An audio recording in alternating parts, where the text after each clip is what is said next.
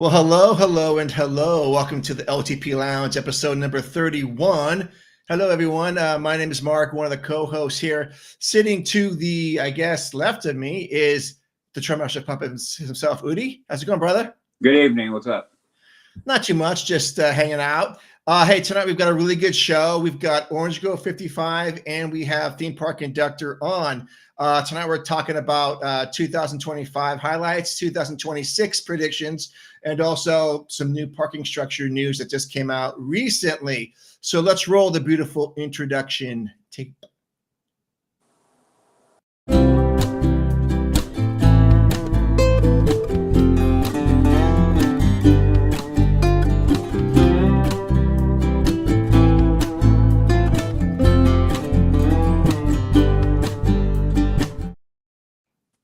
All right. Hey, so without any further ado, let's bring on, it looks like we've got OG55 waiting in the wings right now.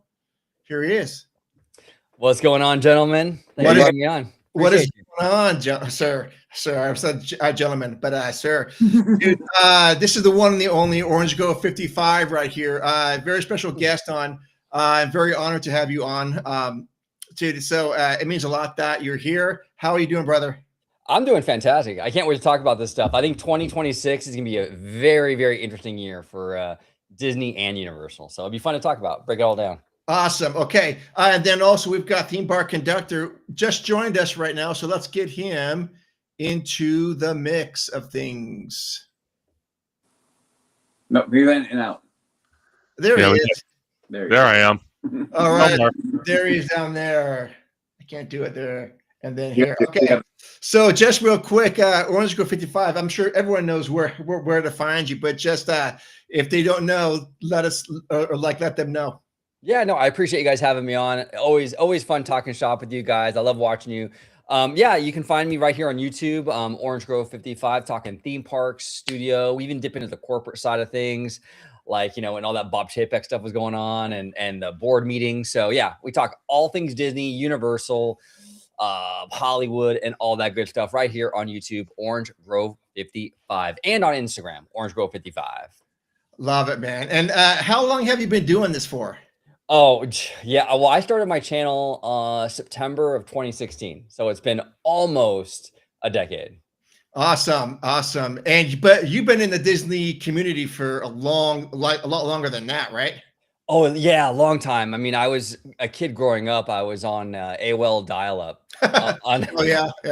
Unlike the Disneyland message boards on the AOL news groups and all that stuff. I've been talking Disney for like 20-something years. So, yeah. Oh, dude, that's awesome. Love it. All right. And Mr. Theme Park Conductor, where can people find you? Absolutely. It's always great to be on Leaving Today's podcast channel. I love you guys. I love talking theme parks with you guys. It's always a great time. But you can find me, Theme Park Conductor, on YouTube and Blue Sky at Theme Park Conductor, Instagram at theme_park_conductor, on X at Theme Conductor, TikTok at Theme Park Conductor 1, and every Sunday at 5 or 7 p.m. for Conductor Sunday live stream, where we talk everything from Disney to Universal. We speculate, we talk rumors, and we have amazing guests like the one and only Orange Grove 55, Mark and Udi from Leaving Today's podcast, and so many others as we break down theme park news like us theme park nerds with the chat included. It's a great, wonderful time. Yes, awesome. Psycho Panther has a comment. He said, "Vision's fantastic." I don't know what that means. We probably all look like superheroes. That's probably what he meant. Well, I mean, back in the day, I believe there was a website called Vision's Fantastic that played music or something, Disney music. Psycho Pouncer, I don't know if that's what you're referring to. Like that was like back in the day, though. That was like AOL days for sure. That might be what he's referring to, but again, I could be completely wrong. I don't know. Nice. Okay. Well, yeah. Let us know, Psycho Pouncer. Udi's rocking the very rare Leaving Today podcast sweatshirt. I don't even have one of those. I love You know how many of these are in existence right now? Two, probably. Two? Okay. Ah, there you go. Yes, that's what. Hold on a second. What is going on here? Yeah. Anyways, he said yes. OG55 knows. Yep, you got it. Yeah, there you OG, OG is the OG. You know, I don't go way back. Exactly. All right. Well, I just want to say, here we are, December 30th right now. Yep. We are. Yeah, very end of 2025, and just real quick, I'm gonna touch upon it. For the last week has been pretty rough in the Disney community. We lost one of the great ones, Adam the Woo. It still bothers me, and it's gonna bother me for some time. Like I said, he's just one of those guys that I thought was always going to be around, and someone that brought a lot of happiness to me with his nonsense and his antics. And I'm very grateful for both of you two down there, and of course Udi, for being a part of all this, because it helps me, listening to your stuff, and then listening to, when Udi and I can get together. It makes me very happy to be part of this community. Then we can just keep, plugging along. Yeah, no, absolutely. Yeah.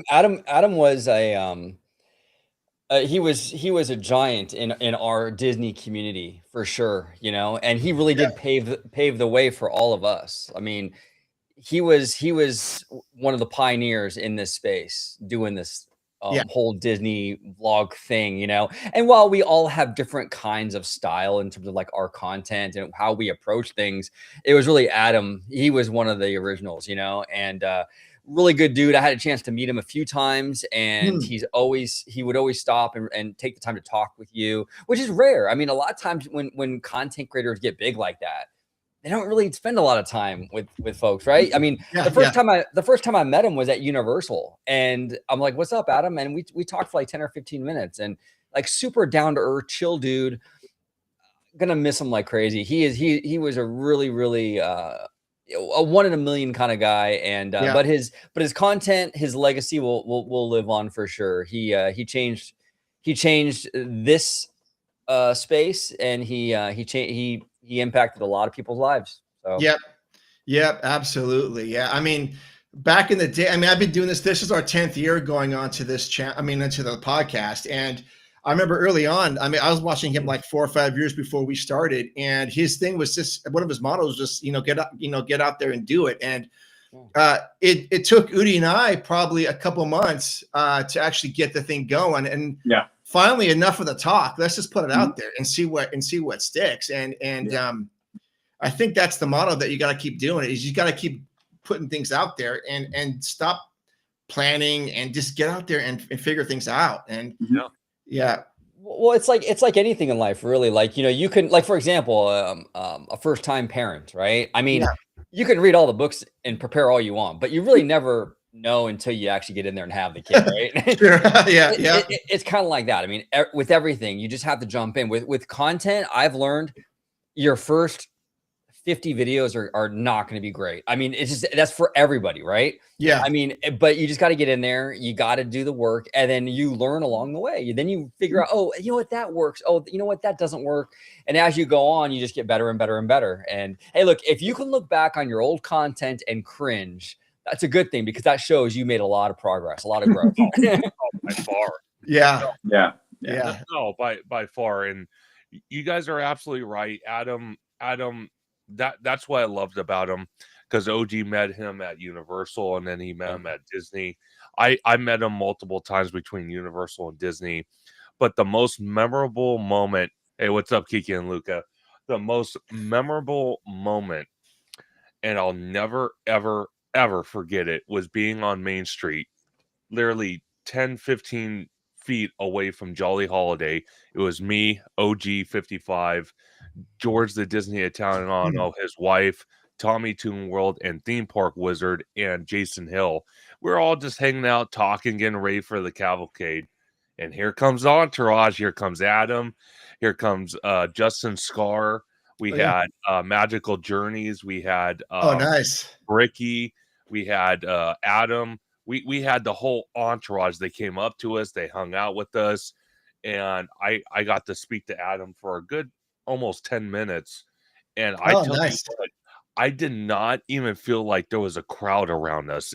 I felt like it was just me and him communicating. That's the type of, ability he had with people, is just the communication. He took time and effort to talk to every single person that came up to him. And like OG says, a lot of content creators that get that big, they kind of just don't want to be interrupted. It's like, and I said this on a video we did with me, OG, and oh my God, Sam Cat. Yeah. And I said, life is too precious. Yeah. If you're out in the theme park, and let's say you're a small content creator or a big content creator, doesn't matter. If you're in the park, someone comes and says hello, take some time and talk to that person. Make them feel like you care.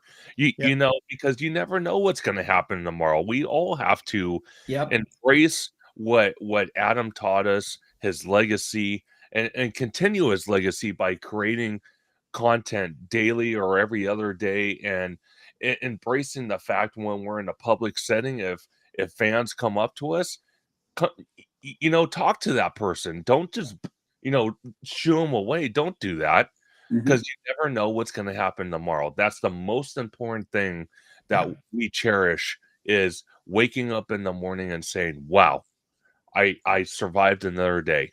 How am I going to make this day special? Yeah, no, you're 100% right, Conductor. And one of the things that was really remarkable, I think, about Adam's content, and this is, I'm not throwing any kind of shade, it's just different styles, right? But a lot of Disney creators, they kind of do this very like sugary kind of approach to their content, which again, no shade on that. That's their style and that works. And it's a lot of those creators are very successful. But the thing that I loved about Adam and the way he approached Disney and travel and all that stuff is that I felt he was way more grounded. So when you watched his content, you felt like you were in that RV with him. Oh yeah. You were at the park with him. And I think that's why it's really hit a lot of people hard, his passing, because even if you never met the guy in person, you felt like you knew him because of the way he approached his content. It was so real and so honest and authentic, and it made all the difference in the world, man. I mean, he really did change everything, so. Yeah, absolutely. Yeah, great stuff. I don't know, Udi, you got a fan come up and talk to you once, right? At the park? Yeah, I've had that. No, I was kind of thinking about that, what you were saying, and I come from a little bit different slant from you guys, because I knew his content in passing. I wasn't really deep into his stuff. I knew him mainly because of Mark. Hey, it was like, hey, do you know this guy? I'm like, actually, no, I don't. And I watched a couple of his things, because of Mark, and I'm like, okay, but listen to you guys talk about him, and listen to how Mark talked about him. I was kind of taken, like, I don't know, I took it to heart, and because it realized that and like what you're saying, conductors, we need, as a community, when we lose somebody like that, even though I wasn't deep into his content, I recognize how much he meant. I mean, here are three examples right now. Right? Yeah. And so you have to give the tip of the cap, and you respect and you honor that. But what I'm really touched by is what you were talking about, conductors, how we need to talk to our fans. We need to make sure, if we're building a community, we're out here doing what we got to do, and we want to do and we love, then why wouldn't we connect with people, right? So the fact that he was like that and so open and honest and relatable is awesome, because I will tell you my personal experience. I have run across a YouTuber, a rather big one, and I'm not going to say who it was, but he brushed me off. And it wasn't anything like I was trying to do anything, just like, hey, how you doing? Kind of like we're both in the same space. And it was like, I'm like, all right, cool. That's fine. Wow. And so, and from that moment, like I took that from that moment, said, look, if I ever had a fan come up to me and say, hey, I love your stuff, I would never brush them away. Then we had that. Quick story, sitting in Galaxy's Edge, and just chilling, right outside, where was I? Not Doc Ongar's. Why did it just slip my mind? Lightsaber. Why did it just slip my mind? Savi's Workshop. Savi's Workshop. So it has that little patio area, and I'm sitting with another. Yeah. Sad but true. And then I had somebody come up and just say, "Hey, I love your stuff, and keep and I appreciate it. I love it. Keep on going. Thank you for everything you do." And he turned around to walk away, and I was like, "Whoa, hold on. Who are you? Like, talk to me. Like, out. Let's talk." He was with his family. And I said, "Hey, please, let's meet up. Let's go ride some stuff." And I made it a point to, like, we need to. This is why we're here. This is why we do what we do. I mean, we like the catharsis of speaking our minds, but at the end of the day, we're building a community, right? And we're here to talk to people. And so this is why we do this show. And so I feel like it's all kind of like the same thing. We're all here to build a community and to know. And now realizing, like, I can see that path that he blazed for all of us to be where we are. Even though I didn't really get into his content and I didn't really know a lot of it, but I can see that again through the eyes of the community around me. So I think so. Yeah, I mean, it's sad that he's gone. It's sad. Yeah. And again, I'll just finish this up, is that last Monday is when it happened. And I happened to come home from a family event and I had no idea what was going on. I was doing some research online and I saw that OG was doing a live stream with you, Conductor, and you guys were talking about it. I go, "Oh, what the hell's going on?" And I said, "Oh, shit." But listening to you guys talk about it was kind of what I needed at that moment, like therapeutic. I was like, okay, well, people are talking about it, and these are two people that I know, and it just kind of, it meant a lot to me that you guys are out there, and it still means a lot to me that we're still talking about it. And so thank you for that. No, 100%, Mark. And the last thing I want to say about Adam, at least in this live stream, is he will be forever missed in our community, no matter what. His legacy will live on. I honestly believe forever. It will be a staple for any new or current content creator that needs a little bit of motivation. Go watch Adam's videos. That's your motivation. Absolutely. That's the legacy he left behind for all of us. And I want to give a big shout out to Kiki and Luca for the $4.99 super chat. He says, Oprah said, "I see you, I hear you, and what matters to me, great words to live by." 100%. Oh yeah, 100%.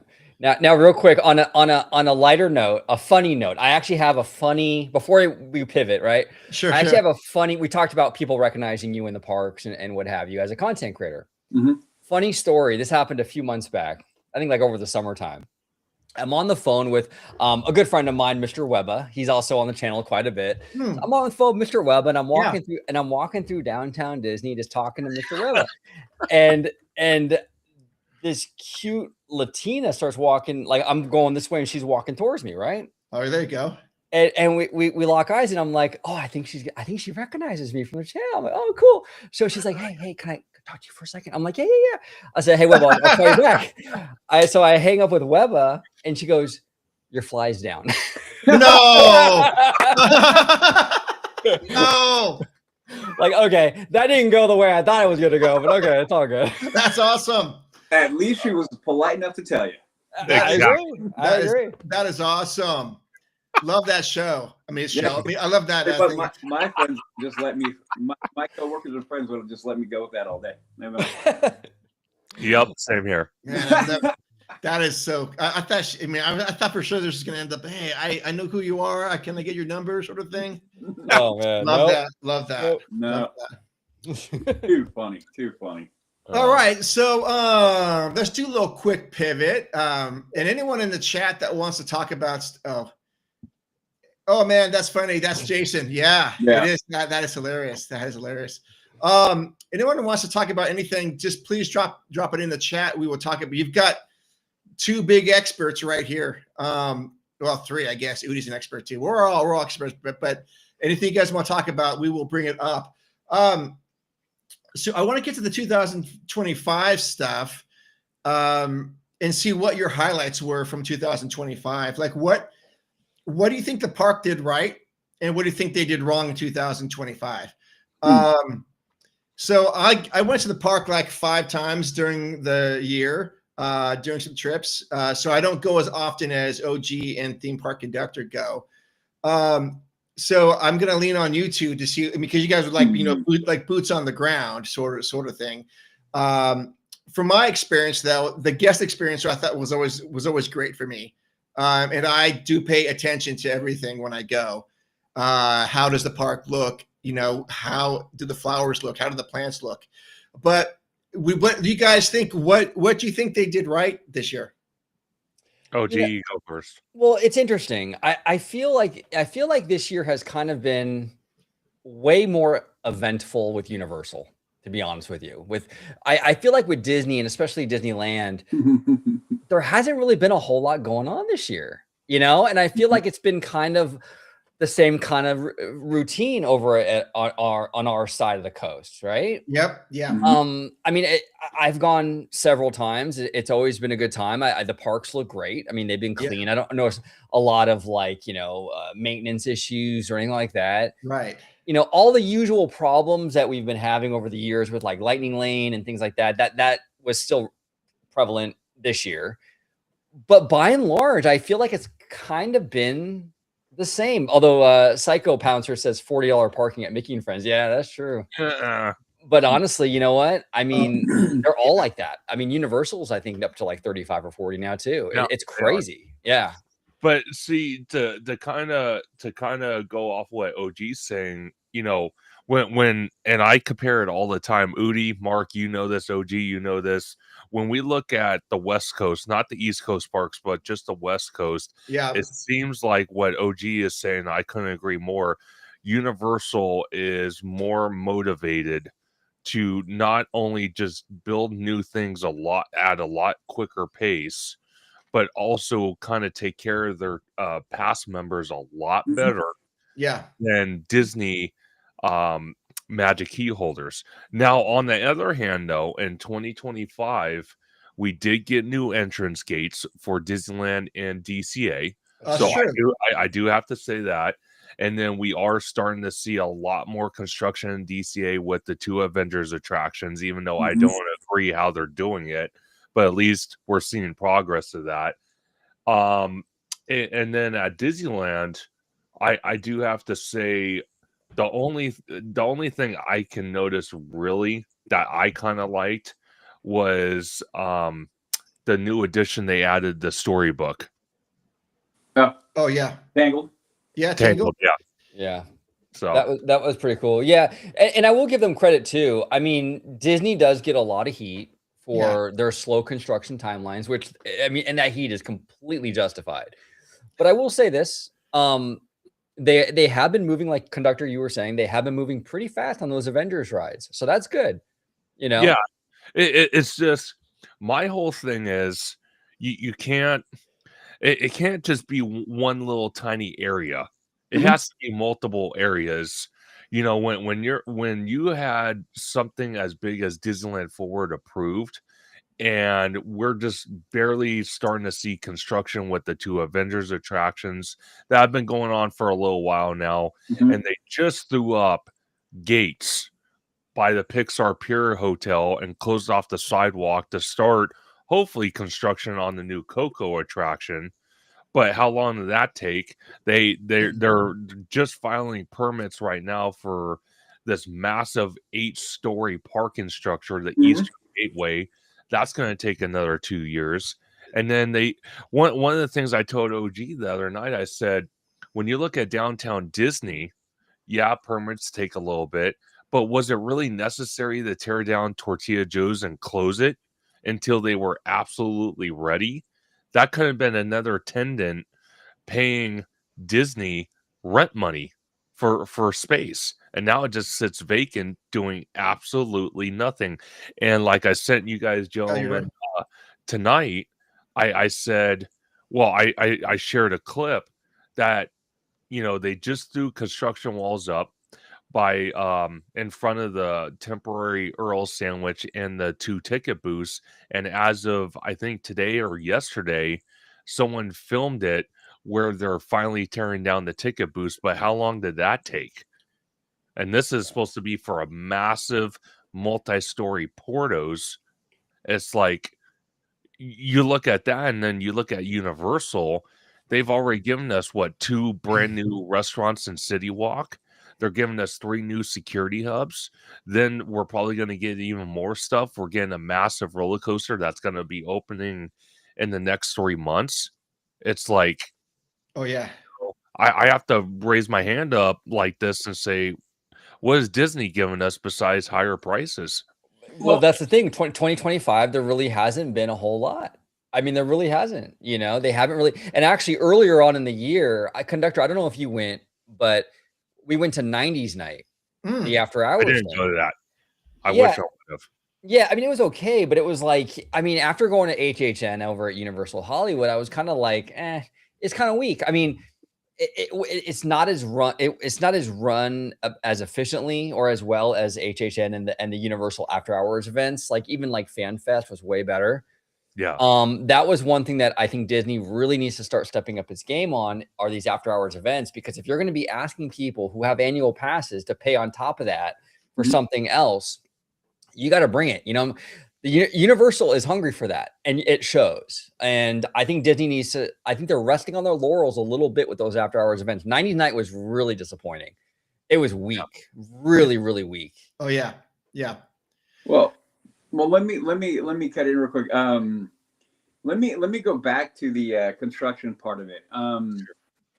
There was one caveat that I don't think, unless you're in the know, we're going to know, because I'm curious too about the slow pace in which they begin to roll things out, right? Because I, being in the trades, I see both the quick and the slow of when things get built. I have been on projects that we've been in and out of there in less than a year. I have also been on projects that we have been there for over 2 years.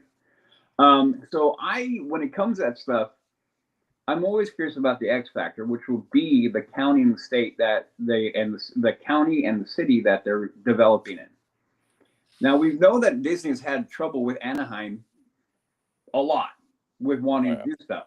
So I mean, we can think about the Gateway Project and Disney Forward. How many times were they trying to bring that up, and the city of Anaheim was like, no. And they voted it down. They did whatever they did, and they fought and they fought and they fought. They finally flipped some people around, and here we go. Now we're getting developed.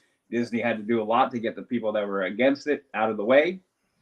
And now here we go. So I'm curious about Universal and over there, if that city is like, hey, let's compete, let's get it going. And no, I'm not trying to say that Disney is going slow, because not going slow, because they are. Is that a different county? Yes. Okay. Yeah, it is. Yes, Yep. it will absolutely be a different county, different city. So like I said, being that I have worked in different jobs, different sites that up and down California, from north of here and west of here, I have seen how they all operate differently. Some of them are moving and they're very motivated to get things done. Other ones, they care not. There was one project that I worked for a company. I'll just use this one, the city of Sacramento. I was supposed to go in there and begin working May of this year. I no longer work for that company. And I just heard the other day, they still haven't gone into that project, and it's all the city's fault. So I'm not trying to say Disney isn't going slow, because I still feel like they're going slow.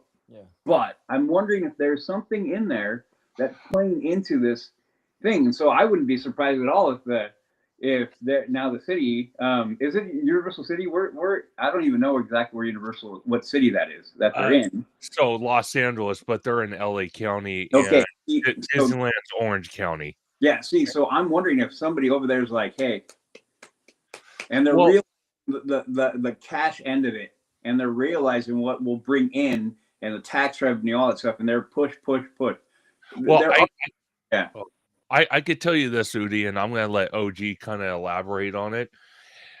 Disney, and we've discussed this many times before, Disney likes to sprawl projects out and do it per quarter and spread out the budget. Meanwhile, Universal's like, we're not going to spread things out per quarter. We are just going to give you a lump sum of money, build the damn thing. Build it as quick as you can for our pass members. No, you're not wrong, because that's the Iger strategy. No. And that's what I'm saying. Disney is still I think could be moving more quickly than they are. And 100% that's Iger. 100%. Like I keep on talking about it, and the leadership is where we have a lot of these issues from. Everything trickles down. Everything will we're talking, it comes from Iger. And there's no, if you listen, and I know you guys do, maybe not Mark, but earnings calls. Yeah. You listen to an earnings call and you're listening to him talk, and I'm like, and as I'm sitting there looking at the numbers, I'm like, what are you talking about, dude? Like, what do you, and then I see the spin, and I'm like, oh, okay, well, Okay. That's where it all comes from. So you're not wrong, though. That's what I'm trying to say, Conductor. You're not wrong, because that 100% plays into the whole thing. Yeah, I wonder OG's comment on Conductor's thing, though.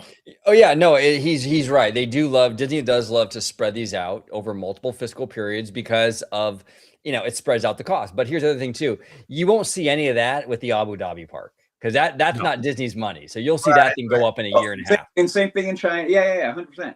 Yeah. They'll go full tilt because that's somebody else's money. Well, yeah. See, the other issue I have is, gentlemen, is we're looking at the East Coast. We're looking at Universal Orlando. We're looking at Walt Disney World. Yes, they're tourist destinations, but my problem is, at what point do they slow down just a tad on the East Coast parks and show the same love and quickness, or I don't even know how to use that word, but faster pace here on the West Coast. Oh man.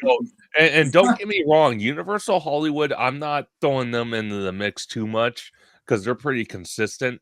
I'm talking about Disneyland Forward and just the Disneyland Resort, because it upsets the literal hell out of me that they're asking me to pay all these insane prices, but yet there's nothing to justify it. Now, if there were new things to do, hey, by all means, you want to charge me $2,000 for an Inspire key?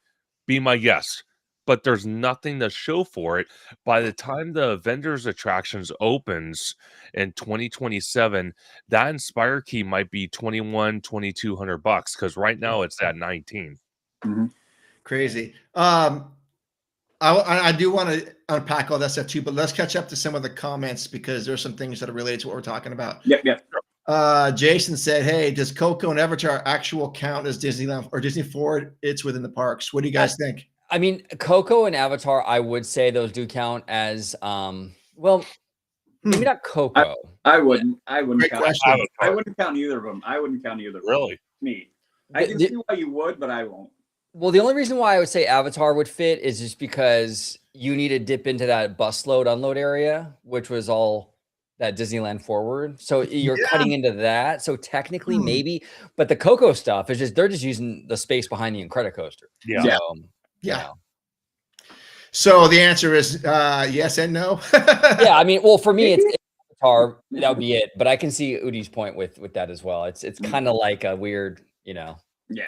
Okay. Yeah. Cool. Great question, Jason. And next question or statement. I do believe if Dana Walton isn't picked as CEO, Disney will pick her to lead television film division to draw more Hollywood directors to work with Disney. So that's I know Udi hates Dana Walden, but okay. And I said this the last time I came on. Here we go. I said, if it's Dana Walden or any studio person, does not matter at this point. I think the dual CEO partnership needs to come back into fruition. I don't think as much as Josh Samaro is a nice guy, he loves being in front of the cameras, I don't think he can handle the downfall that the media side is having right now, the studio side of the Walt Disney Company. We need a studio person to handle the studio aspect of the company and let Damaro handle all the tourist destination, theme park, and all that stuff. I agree with you, Conductor. If this was 20 years ago, I would say Damaro would be more than qualified on his own. The issue right now, though, with the current landscape is that Hollywood, the studio end of it especially, is getting it from all kinds of angles. Because you have the streaming stuff, which is still causing a lot of disruption. A lot of disruption. Yeah. And then you also have all the consolidation in Hollywood, and Mhm. also have this AI stuff. Mhm. So we're gonna have a theme park guy in there running the whole company who hasn't done 10 minutes running anything in Hollywood, you know?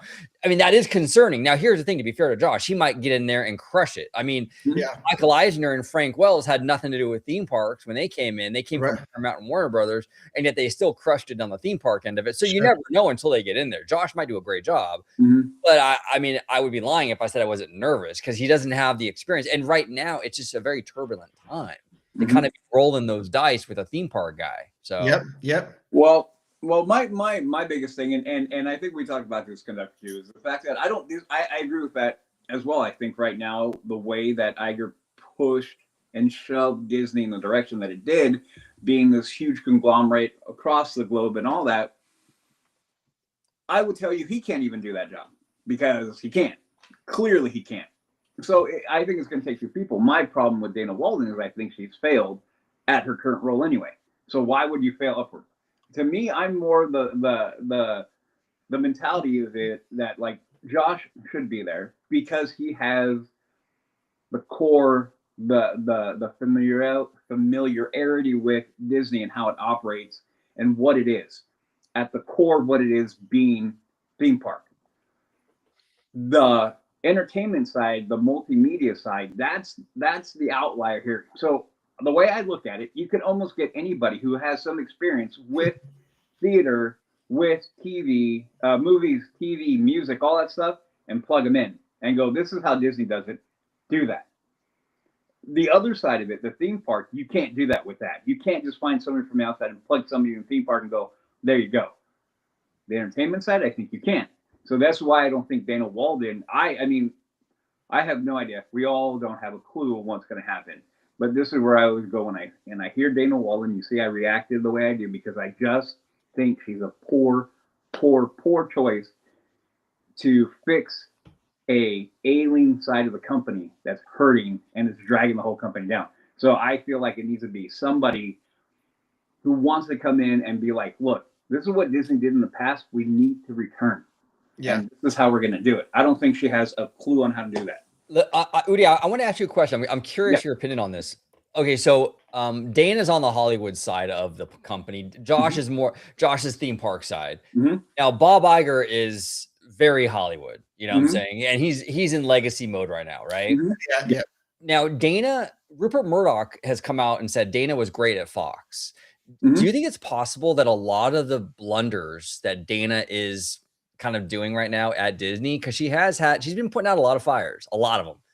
Is it possible that's due to some Bob Iger meddling and maybe it's not fully on Dana? Now, again, I don't know, but I just feel like it's kind of weird how she does such a great job at Fox. She comes to Disney and now she's like kind of like fumbling like crazy. You know, Fair.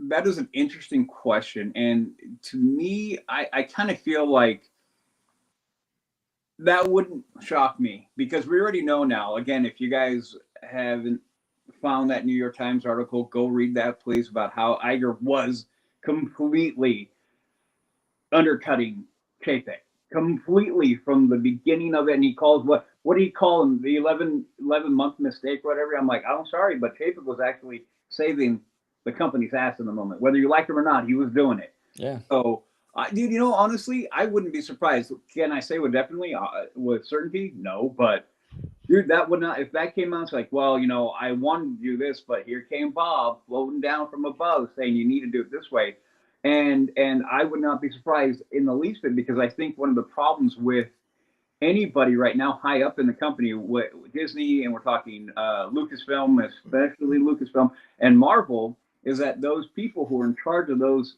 divisions of the company are so full of themselves they cannot recognize when they're screwing up. So I wouldn't be surprised at all. Like he's like, no, this is the way we're doing, it, and that's end of story. Yeah. Yeah. I think that's a fair question, OG. 100%. And I didn't think about that. I hadn't thought of that. But I would imagine there's probably some truth to that. I think Disney now is gotten to be so big that it's too big for one individual. Mm-hmm. And I think you guys are hitting the nail on the head where we need to have a guest experience leader and a media leader. I suppose the media is going to be everything that's not guest experience, but it's, I think it's just too big for any one person right now. Well, the other thing is, though, I think Disney is in a particular place where they have an example of that working. They have the blueprint sitting there. Obviously, personalities and time and all the other X factors do apply, but yeah, have like a little bit of a roadmap of like, hey, this is how they did it. This is how they kind of coexist and did everything. More than any other company I can think of that comes to mind that has run kind of like a dual thing like that.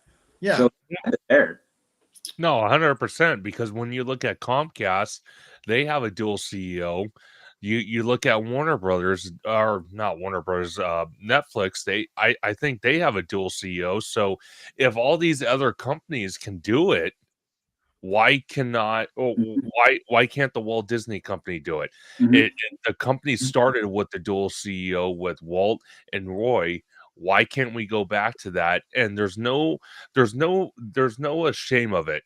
No No. matter what you do as a big conglomerate company, whatever move you make, you're always going to get that group of people that are going to say, "Oh, look at you guys are being desperate and playing it safe and all that." Mhm. You're always going to have those people no matter what. But would you rather focus on a small group of people that might complain, or the larger picture, which would only benefit the company better, Mhm. and all aspects of the company can succeed? Right. Yeah. I think that's the most important thing. Well, I would argue that they have been doing that. They have been looking Oh, at sure. the vocal minority as opposed to the majority of the people are like, hey, we like these things. So yeah. All right, next question. Speaking of fast, WDI is almost done framing the show building for Cassidy Medical at Tropical Americas. Yeah. See, that's what I mean. That's Exactly what I mean. And that's from Lewis. Lewis, I love you, brother. Next week, we want you on. And if you guys want to come on with Lewis, that guy and he's so fun to talk to. He's so great. Lewis, love I you. love it. No, Yeah. but Lewis makes a great point. This is what Mhm. I'm talking about at the Orlando parks. We're seeing such massive construction. It just seemed like the beginning of December, it was just dirt. And now look at, we're not even January 1st yet at 2026, and they have steel beams up. It's Well- insanity. It's like, come on. Well- And we're still worried about a Portos that we've been fighting for 2.5 years to build in downtown Disney. We have a vacant lot with freaking Tortilla Joe's grave just sitting there. Then we have freaking the Eastern Gateway project not even started. You have monsters that won't even freaking see the red tape. I like that. We have the Monsters attraction. They can't even give us a date when it's closing. One of the simplest things they can announce, and they won't even announce that. It's like, what are we doing? What do we do? Well, I don't want to stoke the flame, but didn't we get the Madame Leota's shop up pretty fast? We did, and it looks like a Home Depot shed you could buy in the parking lot. Yeah, no, actually, I think it was. I think it was. I think it literally was. It literally was. I think Dave actually from Fresh Baked. I think he did a video on that. Did he? He did. Yeah. No, I laughed so hard when I watched that. Was it Steve? Somebody sent us that too, Mark. Remember? Oh yeah, in fact, it was. It was Expedition Steve that said that. Yeah. Yeah. That's wild. That's really wild. Yeah. It's crazy. And then the whole controversy when people walked in there, and then they saw this AI art that someone found online, and that went viral. It's like, okay, so Disney got this art from this website. They didn't even have their cartoonists, illustrators, Imagineers make this. They buy it off a website and stuck it on the wall. It's like, that was in poor taste. So you got the Home Depot shed they built, and then you have that. It's like, what's going to top those two things? Well, actually, there was a third thing that topped it. They had to throw construction walls back up because they didn't build the drainage right, so it started flooding in the front of it. Yeah, that's crazy. Well, my biggest issue with that shed, is not even like the look of it. It's it was obviously a prefab thing. Mhm. It's Sure. prefabricated. So it's not there's no forced perspective. Yeah. So it right. seems super yeah. out of place next to everything else Yeah. where it wasn't purpose built. They ordered it, So I mean, that's my biggest issue with it. It's not a bad looking building, but it's way too big, and it needed to be built from the ground up so they can account for the forced perspective of the mansion and everything else. 100%. Yep. Yeah. Crazy. That was Crazy. awesome. That was awesome. Well, I'll let you guys in on a little secret too. Well, a lot of, and sadly, and Disney doesn't need to do this, but a lot of the stuff that you see now is prefabricated, and it'll come in parts. Oh yeah. It'll Wow. come in parts. Yeah, I've seen the gut work of it, of the building. No, not so much, but the frames and everything else, Oh yeah. Legos. Yeah. Wow. Pretty much. Yep. Okay, what does this say? I said this many times. If they stopped making movies that no one wants to watch and took that money, invested in the parks, I think it'd be much better. Jay. What do you guys have to say about And I agree with him. Yeah, well, they need to focus on with the movies. They need to focus on better quality. I think obviously lately they've been having way more success with Zootopia and Avatar. Those are doing really well.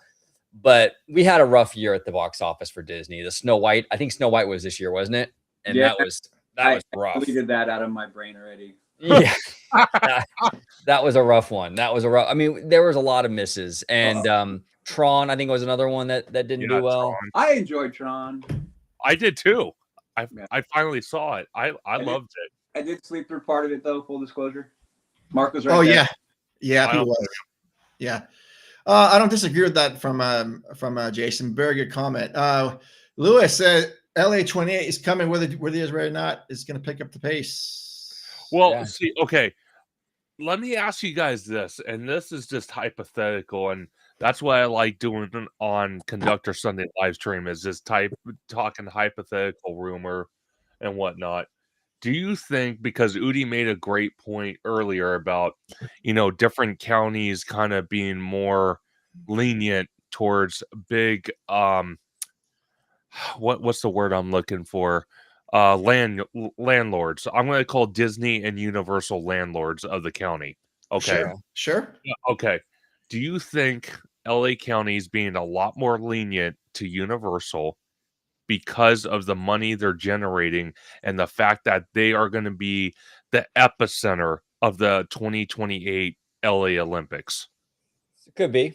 That's a possibility. I think it's probably a mix between something like that and just Universal has a different approach to building stuff. Sure. I mean, I think Universal is definitely probably knocking on the permitting office and the inspectors going. But the motivation definitely is there, and like I said, I think the motivation is coming from both ends. It really, really is, and because of the speed of the production. So yes, I think LA County over there has been like, they recognize what's coming. They recognize, and for them, it's going to be about taxes, the money they can generate from there. And they know the more they have, the more people are going to show up, the more money's going to spend in the area, the more revenue they're going to bring in. So there you go. Yeah, I think Disneyland is a little different. Sorry, just let me finish real quick. Disneyland is a little different because that's kind of already established. Yeah. Yeah. Yeah. True. That's true. I wanted to ask you guys, did you guys hear, I saw it on Instagram, but I don't believe everything I see on social media. And I only saw, why not? I know, right? Exactly. But I saw this, I thought it was kind of interesting. And I'm curious if you guys saw this as well, that Avatar 5 supposedly is going to have Earth involved in that movie. Did you guys hear this today as well, or no? I did hear that. I saw it. Now that's interesting. And the reason why I bring that up, because we are talking about like the future and everything. We talked about Avatar a little bit. That's interesting because I know at D23, Josh Giamaro said that that our Pandora is based on the next few movies. right. I think the next 2 or 3 movies, which would be Avatar 5. Is that possible? That's where we're going to get our California connection in this theme. Yeah. Well, I mean, I don't know. What do you think? Well, the rumor I heard was that he was going to cut it short and was not going to go that far. I heard that too. I heard that it was up in the air that if like, the movie didn't make money or something, he wasn't going to do them. So I don't know, like money drives everything. So I mean, Yeah. But to be fair, that is probably very good rationale with that. Because it makes sense. Because one of the things that we talk about often, I'm sure we've all been talking about it for a while, is like, where does it go and does it fit there? And we've talked about it. Does it fit right there? And maybe it would. Even looking at the concept art, I mean, we all know concept art can be jettisoned at any point in time, and you won't get anything near what you had in concept art. True. So, that is an interesting point of view, and I would not. Again, this one falls into one of those things like completely believable and highly probable. Yeah. Well, let me ask you this, OG. I'm going to start with you, and then Udi, and then Mark. Okay. Is if what OG brought up, and they want to tie in that California aspect, because I give all the credit to OG about what he said a long time ago. If we're starting to put Pandora in the DCA, more Avengers and whatever's going to go in the Simba parking lot, at what point do we consider maybe possibly changing the name of the park to what OG calls it, Yep. Disney Cinematic Adventure? That would cover all aspects of this.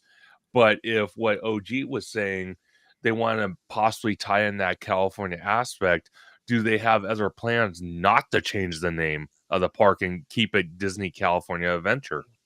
Yeah, no, who knows? And the other thing too, and we talked about it, I did a video on this recently, but the rededication plaque at DCA in 2012 focuses a lot on the dreamers and the creatives that came to the Golden State, like the Walt Disneys, and I would assume that Stan Lee and James Cameron. And I don't know if that's the kind of like the loophole angle they're using to justify these additions. Because if you look at that new dedication plaque, it focuses heavily on the dreamers that were inspired by the state and continue to change the state. That might be enough for them to be like, yeah, we'll keep it California, and that's our angle too. I don't know. Yeah. Could be. I mean, yeah, it could be. Although I love the Disney Cinematic Adventures theme, I think that's great. It definitely fits into where the direction's going. Yeah, and then you can keep DCA because we like to call it DCA, so it can still be DCA. We need our acronyms. Or it could be Disney's Cameron Adventure coming up. I love it. There you go. A couple of things though, I do want to rewind it for a second. Is you talked, conductor, about LA County versus Orange County and the rate of construction in LA versus Orange. I can't help thinking that some of the stall or the delay in progress with Disney is because of Disney. Like how many hoops does it have to go through on the Disney side for something to get approved and built versus how many hoops does it have to go through on the Universal side to get things done? Well, see, here's the thing, because when Disneyland Forward got approved by the city council, immediately, literally, probably about 6 months later, we saw that Anaheim wants to build this gondola system between Orange County Live. Then we have the convention center. Then we have Disneyland. So personally, for me, I don't see why the Anaheim City Council at this point already approving Disneyland Forward, unless Disney comes up with something just so over the top it's ridiculous. I can't see why they would deny Disney anything, because you made a great point, Mark. It's tax incentives, it's tax write-offs for the county, for the citizens, and it's only going to benefit the tourist dollars that's going to come in, not only just to visit Disneyland, but there's a lot of conventions that happen at the Anaheim Convention Center, like D23 and so many others. And then you got a lot of stuff happening at the Honda Center, and then what they're trying to turn that into, it's basically the OC version of LA Live. So I don't know why they continue to love to go through red tape, but their counterpart in the East Coast in Orlando, no red tape. They just start building. I get it. They have the room. So that's understandable. But when you look at Universal 50 miles away in LA County, and you got all these movie studios surrounding the theme park, and then you have neighbors surrounding that, and they're able to build at a faster pace. Yep. It's all, I think it has a lot with Brian Roberts' mentality of running, Comcast and just telling Mark Woodbury, hey, here's the budget. Just build this stuff. Get your creative team to start just building stuff and take care of our annual pass holders, take care of our universal citizens that visit us every single year, maybe 20, 30 times a year. Take care of them. Build stuff. We don't care what the budget is unless it's out of control. Build it. Just and then you got Disneyland loves going through red tape, loves sitting there trying to go back and forth on, oh well, should we do this, should we do that? Perfect example of this. So when they announced Avatar, they called it Experience. We heard Experience way down the line. Now all of a sudden they changed their tune and called it a destination. It's like, how long are they going to continue that verbiage until they finally admit and they just say it's a land? It would be so much easier if they just say it's a land. Yeah. If they come out with more detailed concept art of what the land's going to look like. I'm calling it a land. I know they refuse to, but I'm calling it a land because I'm telling you right now, when they built Avatar in Animal Kingdom, people did not want that because they're like, why do we want mythical creatures in basically a safari park? Why do we want this? But as soon as they built it, they opened it, it changed everybody's mind. They were just like they were blown away. So the same rhetoric's going on here where they're sitting there saying, no, we do not want this in DCA. So it would be in very poor taste if James Cameron and the WDI team in charge of Avatar builds anything smaller than a land. If they build an Experience or wherever the hell they want to call it, and they don't build an actual land that's detailed and adventurous enough, I'm telling you right now, there is going to be a massive, massive, massive backlash. I'm telling you right now. I agree with you, Conductor. I will say this, though. I think that the Experience and the destination verbiage is corporate semantic word salad. And I think it's going to be a land. And I just think that this is fancy talk for especially Disney. They love to do all these fancy, No, I know.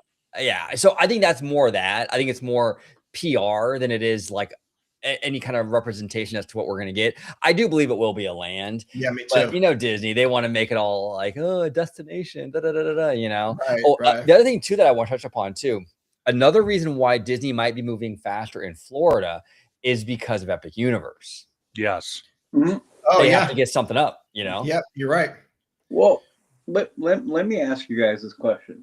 We're talking about the lack of speed, right? And then the verbiage. I agree with you, OG, that it is semantic art, word salad, basically. But I'm curious now. Maybe part of the slowness of the project is maybe they have no idea what they're going to do. Because remember, what was it, 2 D23s ago? We got nothing but a huge blue sky presentation. Remember that one? Oh, yeah. All the music and all the show. And we're like, remember Mark? We were texting back and forth going, what are we watching? Remember that? And like, what? And what we wound up getting was a huge stage show with no substance. Oh, yeah. So, all the what if stuff, right? Right. All the blue sky, and we want to do this, and then I was like, as we're talking, I'm like, maybe this is what we got right now. Maybe this is why we're moving slow. Maybe this is why we haven't really gotten more, because maybe they have no clue what they're going to do, or maybe a small outline, but nothing concrete. Yeah, no, that's fair. So, I mean, and you also have a big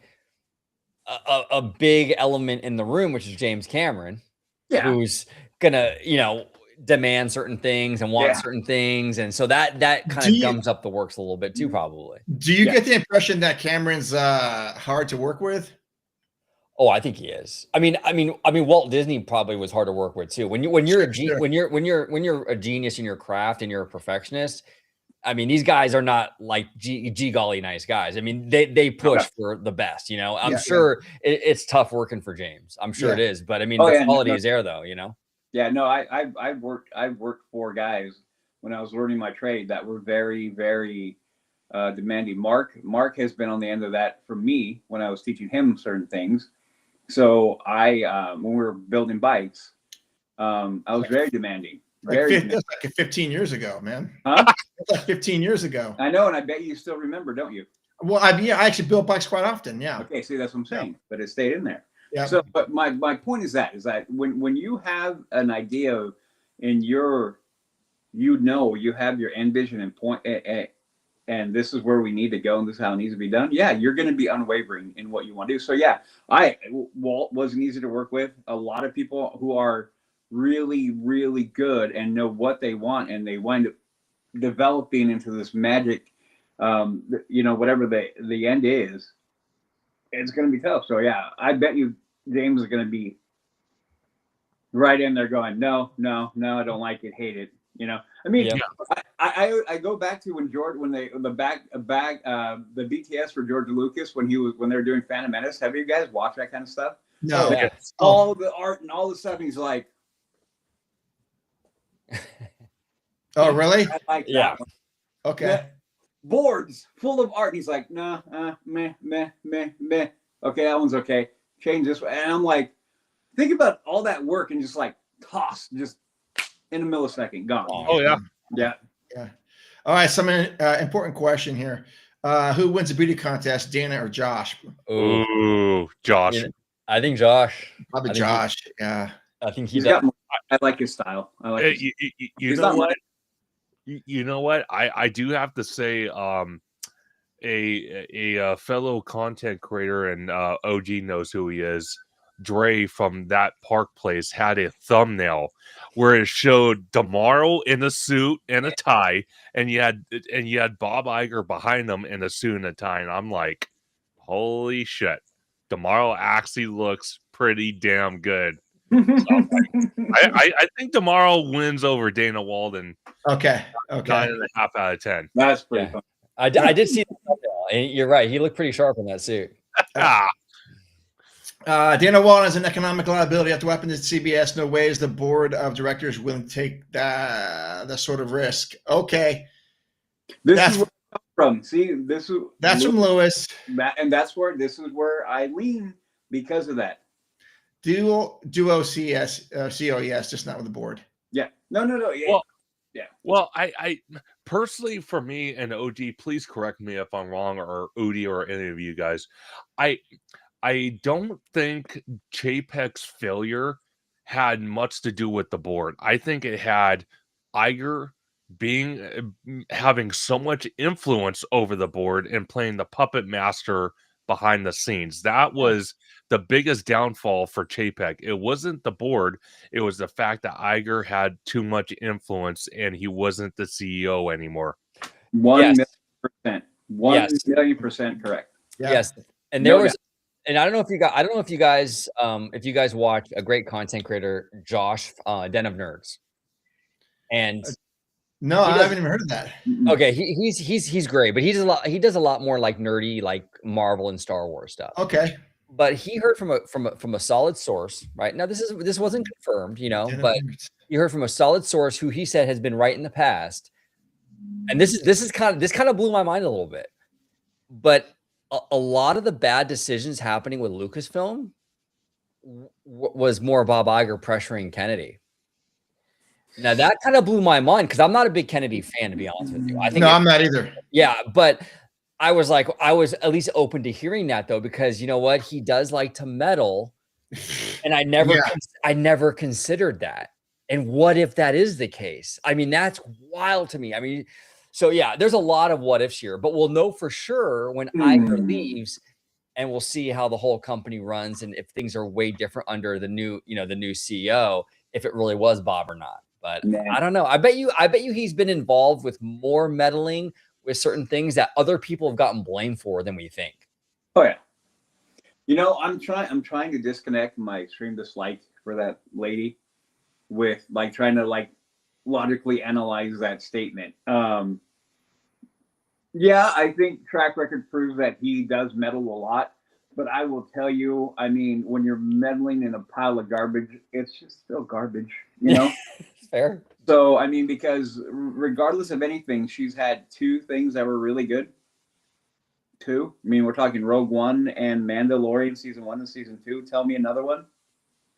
Well, and honestly, Huh? well, and Sorry. honestly, I mean, and again, this is just me speculating, but I mean, Mando, I don't even think she was that involved with that initially because I don't think she was interested in TV until it started doing well. Then she got And then involved. like, oh, I need to come out, and I still have to go back to one of the best bits of bonus content ever was when they were doing roundtables talking about the Mando show. Oh yeah, I remember that one. Favreau and Kathleen Kennedy, and she started talking, and Favreau kind of went like, "No," and shut her up. And I'm like, "Oh, I'm gonna cry. I love you, Favreau." That was some of the best stuff ever. Yeah. But anyway, trying to maintain my dislike for some down. Yeah. Theme Park Wizard was on tonight. Maybe he's still there. Hey, thanks for joining us. Hey, thanks for joining us, man. Yeah, Wizard's a good dude. He's a really good dude. He does great content too. A lot of great Universal stuff, especially. Like, yeah. He's on top of that. Whenever he's on your show, I always tune in. It's like I always enjoy that. Lots of chatter in tonight's thread. I love it. I love it. Throw it up. Let's see some of that. Oh, you can't see it? No, I can't. Well, there's some talk about the shed, the Madame Leota's shed thing. We need to go into that. But what did Steve? What does this one say? No, Tron has done good in the box office yet. They are cult classics, but there is a difference between a good movie that doesn't do good and a shitty movie that gets made, despite no one wanting it. Well, okay. Yeah, no, it's true. He's true. Snow White was the #1 example of that. Oh yeah, absolutely. What does this say? Fire and Ash appears to be heading to at least 1.5 billion, maybe 2. Wow, really? No, it had a really good second weekend. James Cameron always delivers. It's crazy how this man never loses. You know, but can I just ask this real question and then without going too deep because we're already at like 6:30.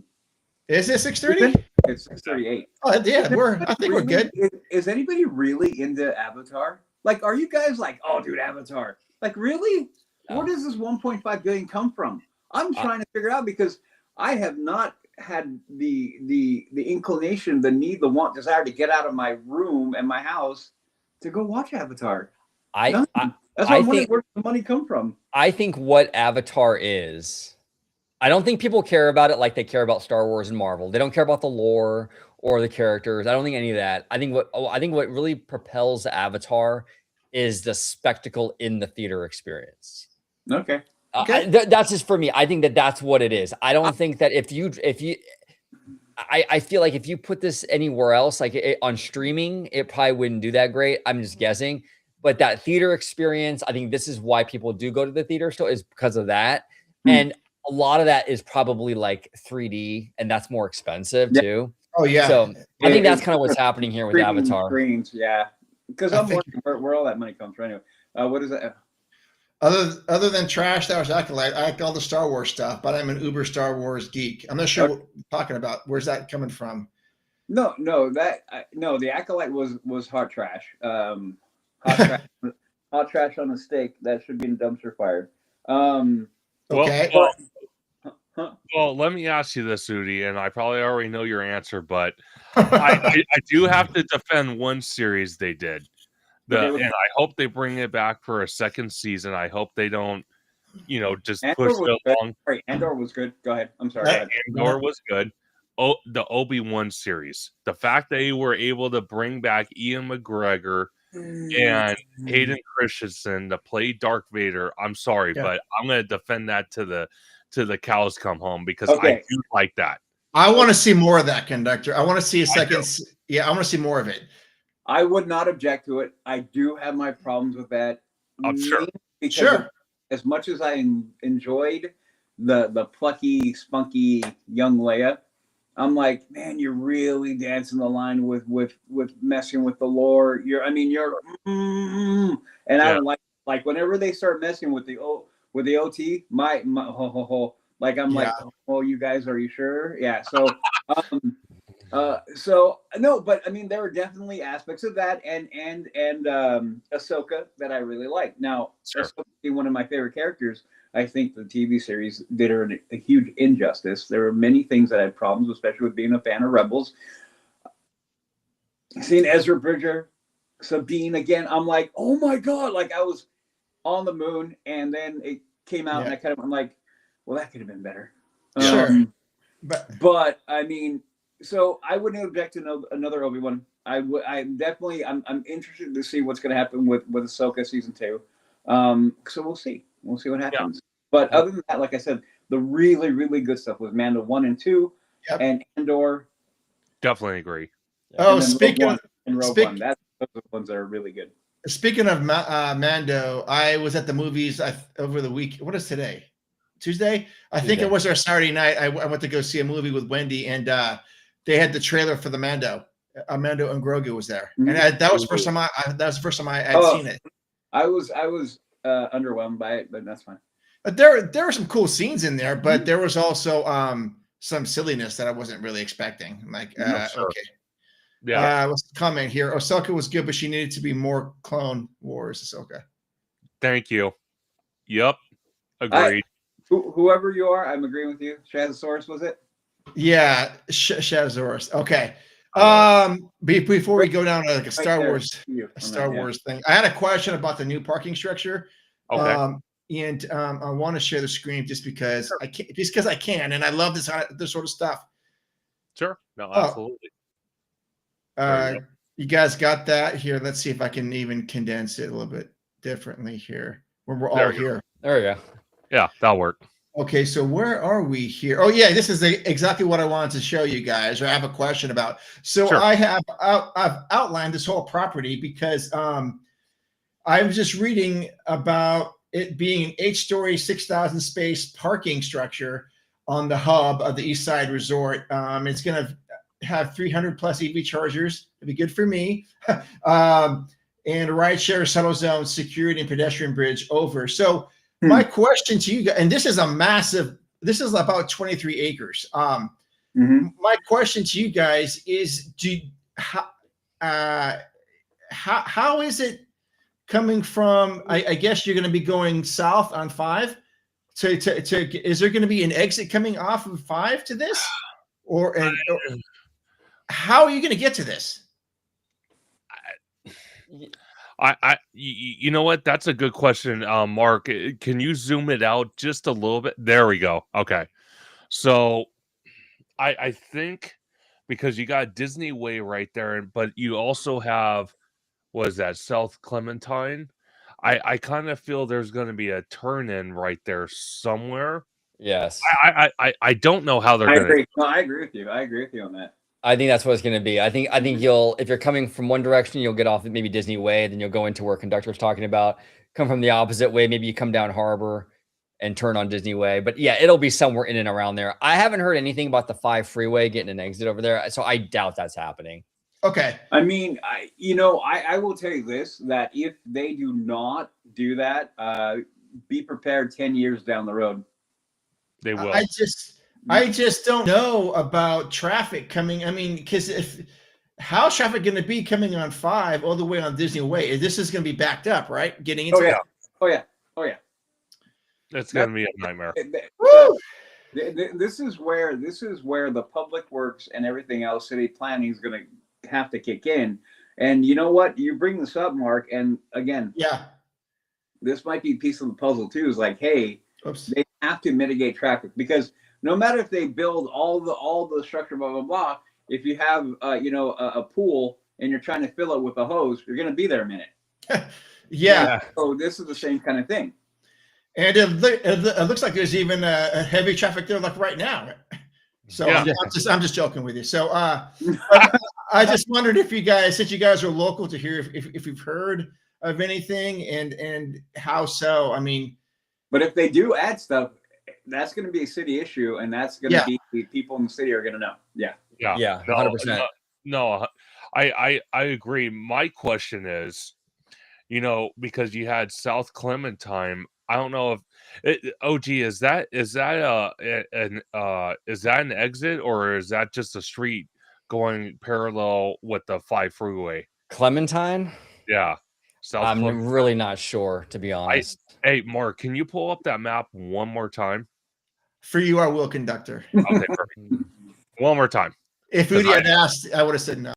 No, but I wouldn't ask. So it almost looks like it looks like it's the street going alongside the 5 freeway. So I wonder, God, I wonder how they're going to do this. I wonder if, God, it wouldn't make sense though, because the only way I could see it is maybe they close off Disney Way, and they build a new off ramp where South Clementine comes in, and they make it a dual or maybe a triple lane exit, and it goes right into this parking structure. But there's 1 or 2 lanes that the very far left lane can go straight. It'll be towards the other. Yeah, so it'll be definitely a pass through. The middle can either turn or go straight, and then the very far right one will go right into this Eastern Gateway. Well, I'm wondering if they will take a moment to expand that road as well. It's possible. That's one of the stipulations when they were trying to get this whole Disneyland Forward thing approved was this kind of thing was really important to the city, mitigating congestion and things like that. There has to be some sort of plan here that we're not aware of. There has to be, because I know that was a huge sticking point for them. Yep. This hotel is a parking lot. Yeah, so right now it's a cast member parking lot, but that's going to be the Eastern Gateway. But you're not wrong, OG, because any type of, and this goes with even with Universal and any theme park in any county, if they expand or they build something, they almost have to give something back to the city that's going to help with traffic control and infrastructure and whatnot. They don't get away scot-free just building whatever the hell they want. They have to kind of give back at the same time. So it's going to be very interesting how they kind of work this. And so this I'm kind of looking at this picture as kind of divided in half. We have the existing parking lot now, which I guess is cast member. Is this where they're gonna? Do you where to be where like the bus pickup and drop off is for the hotels in the city? So OG, go first, and then I'll say what I'm going to say. Yeah, no, they're gonna move that bus load unload area, which the current bus load unload area is going to be used for likely the show building for the Avatar attraction over there. Right? Yeah, there you go. Yeah, right there will likely be for the show building. And then that bus load unload area will be moved over to this new parking structure area over here. So and OG, do you think this part's going to be that right there, or is it going to be up here? That's a tough call. That's a great question. I'm not really sure, to be honest with you. I'm not sure if they're gonna use the main. Do you know that answer, conductor? I don't really know. No, I saw a rendering video. I forgot where it was from. It was a video that was made when Disney originally had the concept art years ago for the Eastern Gateway, and it showed all this stuff. It showed exactly what we're talking about. And before I announce that, I want to give a big shout out to Hen Geek Village with the $10 super chat. He says, "Happy New Year, conductor. I just came back from visiting Disney and DCA today. Now, after both East and West Coast for the first time in 1 year, I prefer Disney World." Well, I'm going to find out in March, so I will find out. But back to your point, Mark, this upper part of the parking structure, somewhere in here by the Sky Bridge, that's going to go in between this void here. They are going to have the bus unload and load area with also Ubers, taxis, Lyft, all in this top area somewhere. and then the sky bridge is going to go literally right where they're saying it's going to go. So on this top part up here, of these two parking lots, the top part is where we're probably going to see the transportation hub. We're going to see the security checkpoint, and people are going to be able to walk across the bridge. But logistically, it's going to be interesting though, because now they're going back to the concept that they had once before, that all these businesses right on harbor did not like, which was if they have security in this parking area here, and people are walking across this pedestrian bridge, now you're in the Disney bubble and you can't leave that bubble to go visit these businesses. So that, how are they going to justify, getting them revenue? Because now you Right. can't, because you already went through security. You'd have to go back out through it. Yeah, no, Yep. you're right about that. That's a great point. But they must have worked something out, because yeah, that was a huge sticking point for them years ago. So there's something there that, yeah, that's making those businesses happy. I mean, those businesses do big business because where they're at, Yeah. Oh yeah. massive, and they don't want to give up that gravy train. So there's No, got to no. be some sort of thing in place for that. 100%. Yeah, absolutely. Absolutely. Now, I want to ask you, fellows, since it's basically the title of our live stream, what would you guys like to see? Let's start with Disney out here in Anaheim. What would you guys like to see besides expansions? What would you like to see that we haven't seen from the Disney company that they haven't announced yet? What would you guys like to see? Well, you know what? Here's the thing.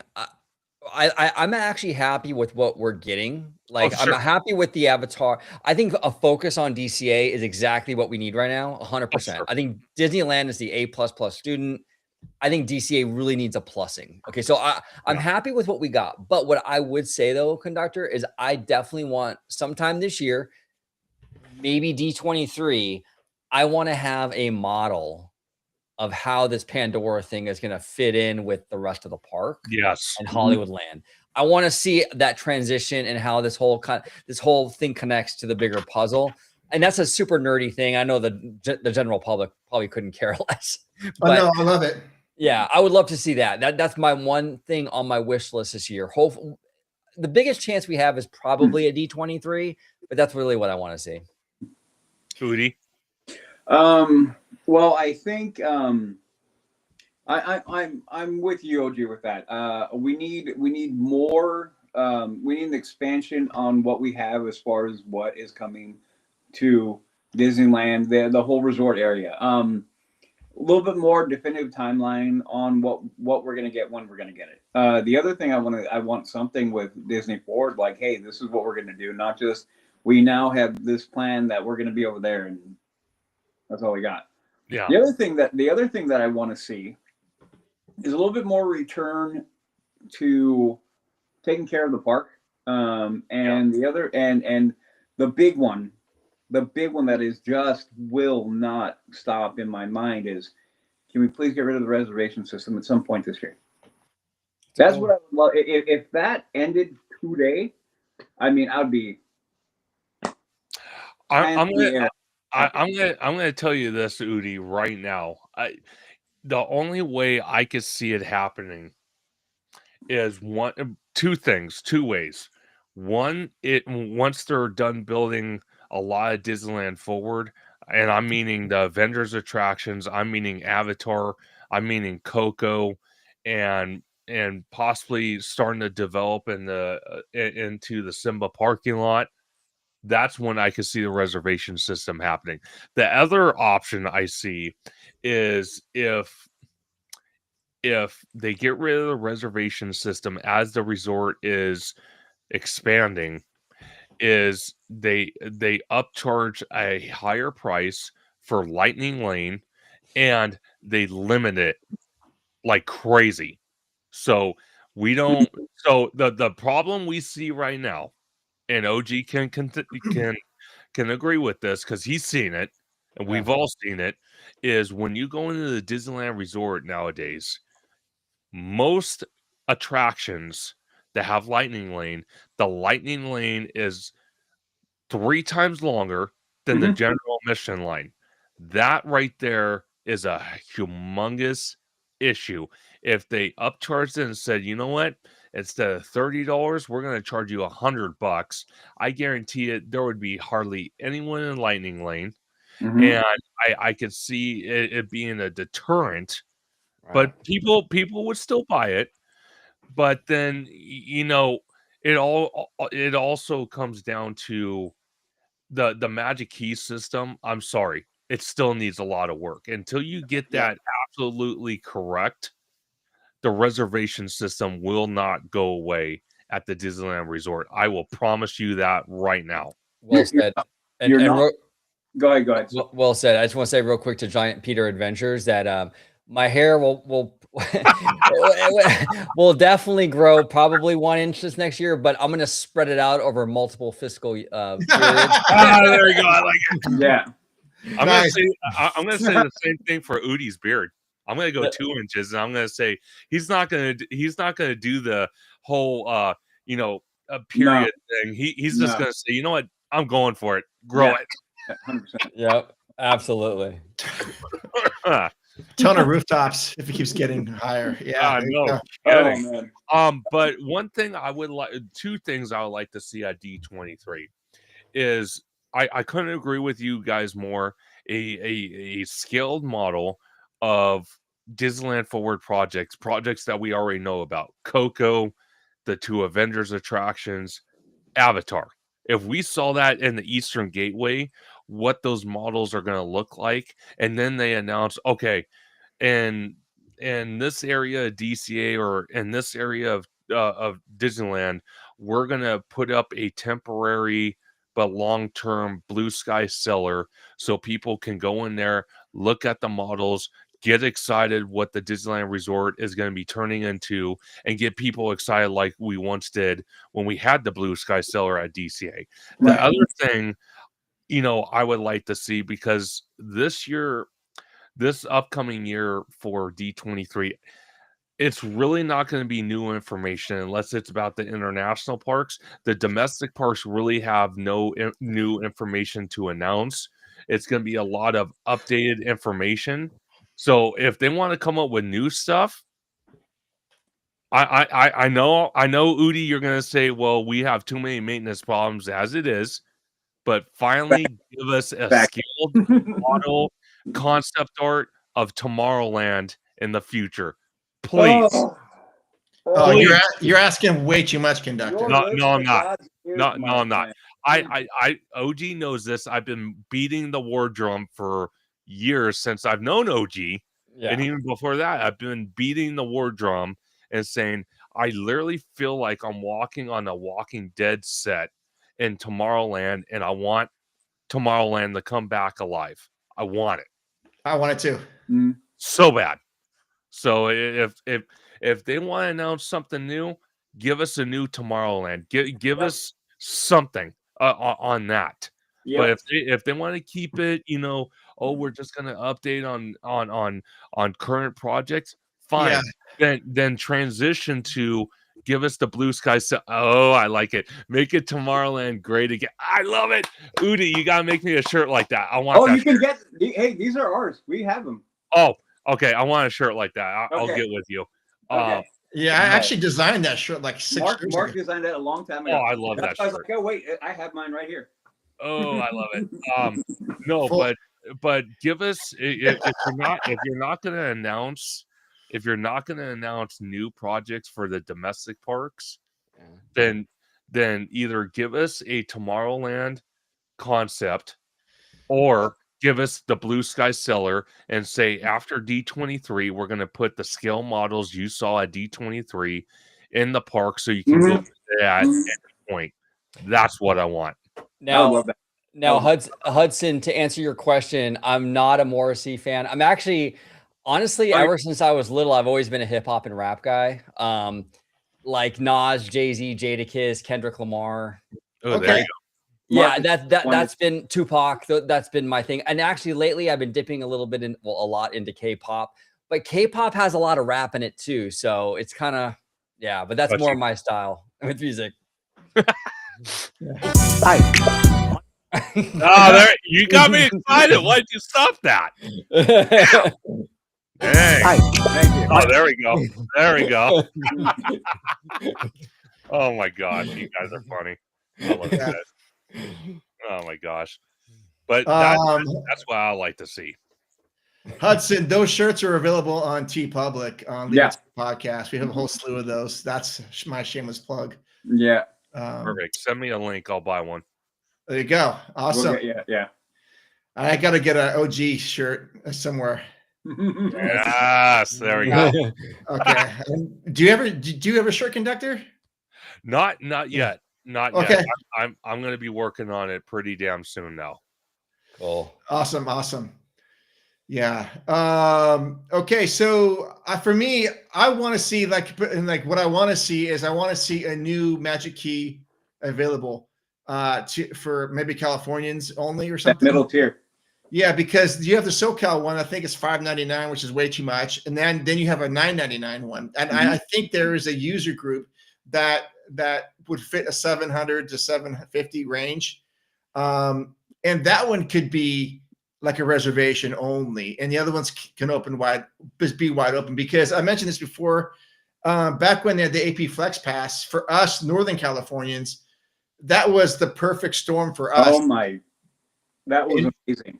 And it was the only one that had a reservation system, and we were fine with it. I mean, you could We talked about it so much in our podcast. We learned how to use that thing in and out. I mean, we would go to the park. I would go get my 2 days reservation. I would land on a Thursday night. Yeah. I had my reservation for Friday and Saturday. I would go in, enjoy the park at night, then come in on Friday. Boom, kill that reservation. The second I did that, boom, made my reservation for Sunday. Dang. And never did I. So I went Yeah. literally, and then I went Sunday night and left Sunday night. So I Wow. would always get it 3 days in total out of the park every trip, and that was once a quarter. I was like, Bob Iger, I'm going to do this once a quarter. So that's what it was. So I literally would do that, and we were just in the park. Okay. Well, I kind of when OG flat, because OG has this card that JPEG got rid of, and it pisses me off because now I feel like I'm going to be attached to Walt Disney World. It's the Premier Pass, where it covered both East Coast, West Coast, no reservations. Mhm. I want that pass back. Tomorrow, please give us that pass back. I will pay whatever the hell that thing is, and I could go freely between the West Coast, East Coast. I want that back. Hey, Conductor, I think Conductor, I think JPEG made a statement about that. Apologize for not being the ally that you needed me to be. There you go, bro. He's no help. I promise you that. He is an enemy to me. OG, you have that pass? Yeah, I do have that. Yeah, I have a family member who is a Club 33, and those are the passes they give for friends and family. Oh, nice. Awesome. I think that's the only way you can get those now is through that. Wow, how awesome is that? Yeah. Man, I've never been to Club 33. At some point I want to go, but that's one of my goals. Yeah, one of our co-hosts has. One of our co-hosts got very fortunate. Yeah. Yeah. So people have asked me. I go, no, not yet, but at some point. So I don't think we're gonna get a Tomorrowland anything. I mean, we've been saying that for how many years? I don't think so. But I will tell you this though, and me and OG have talked about this: the lagoon area, and then you have Matterhorn. If we got ever a version of Arendelle, put it in the lagoon area, please. Yeah, please put it there, because you have the world of Arendelle. It fits in the Fantasyland, and what better way to have the Norwegian style by having the Matterhorn right next to it? Oh, dude, it'd be perfect. But that's exactly why they won't do it. I don't know, guys. I mean, but I mean, gosh, this is killing me here, because I think it's important to have the submarines. There's no other theme park, I think, besides Legoland that has any sort of submarine thing. Mm-hmm. And it's important. It's historical. it's historical. Yep. I And- will never, ever, no matter what's coming through, be okay with them getting rid of any of that. I know. My other option is, because obviously the Lilo and Stitch parking lot is another expansion slot, and a good friend of the channel, of both me and the OG, Hey Bricky, he did a video a while back. Yep. Mapping out how the Lilo and Stitch parking lot is laid out, and the World of Arendelle they just built in Disneyland Paris fits 100% perfect. It looks gorgeous, right? Yeah. So you could do it that way. Conductor, that particular one in Paris is different than the one in Tokyo, right? Because that one in Paris. Oh, no. It was the one in Tokyo he was referring to. My bad. Oh, well, because one of them doesn't have that Odin's or roller coaster in it, right? Is that Paris, OG, or is that Tokyo? I thought I thought it was Hong Kong. Oh no, you're probably right. I think it is Hong Kong. No, Hong Kong. Hong Kong. But it is Hong Kong's version then. Yep. But the new one in Paris doesn't have that I don't Wonder think so. Nokins. Okay, but still, that one in Paris is spectacular. Like, it's beautiful. Holy cow! It just we're gonna have no Olaf because we can't trust people around here. Right. Absolutely. Yes, we can't have nice things. Nope. So, like, realistically, what do you think we're going to hear in 2026?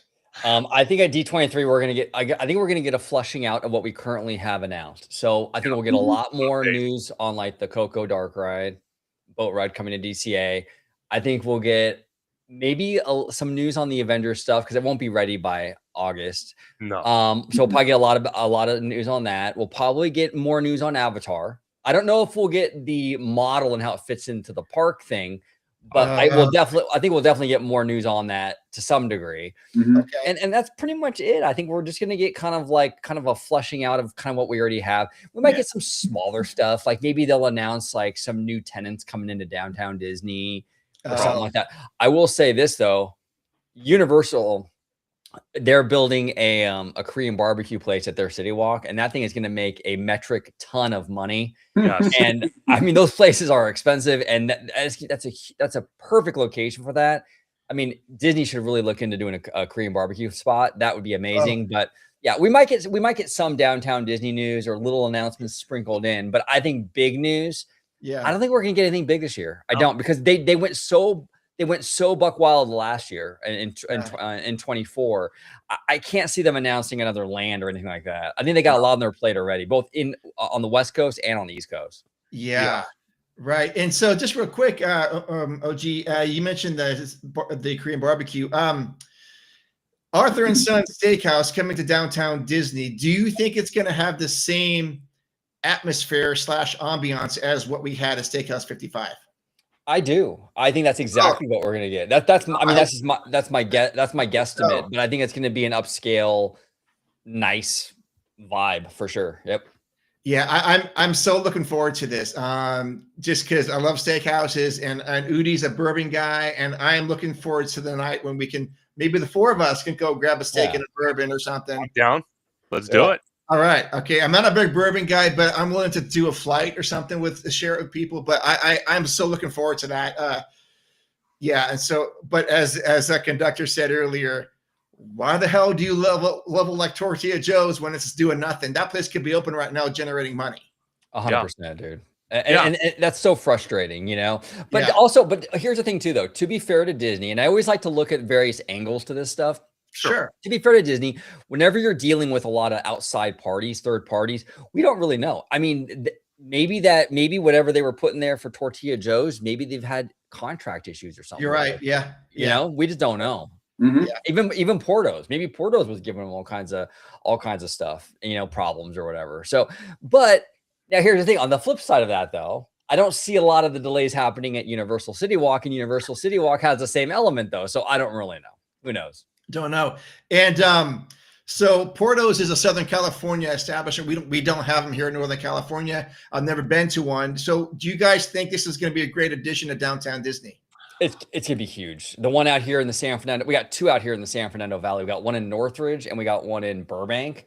Okay. And like you have to like queue up to like Really? it's massively popular. Yeah, Yeah, that and we have one right down the street from Knott's Berry Farm out here.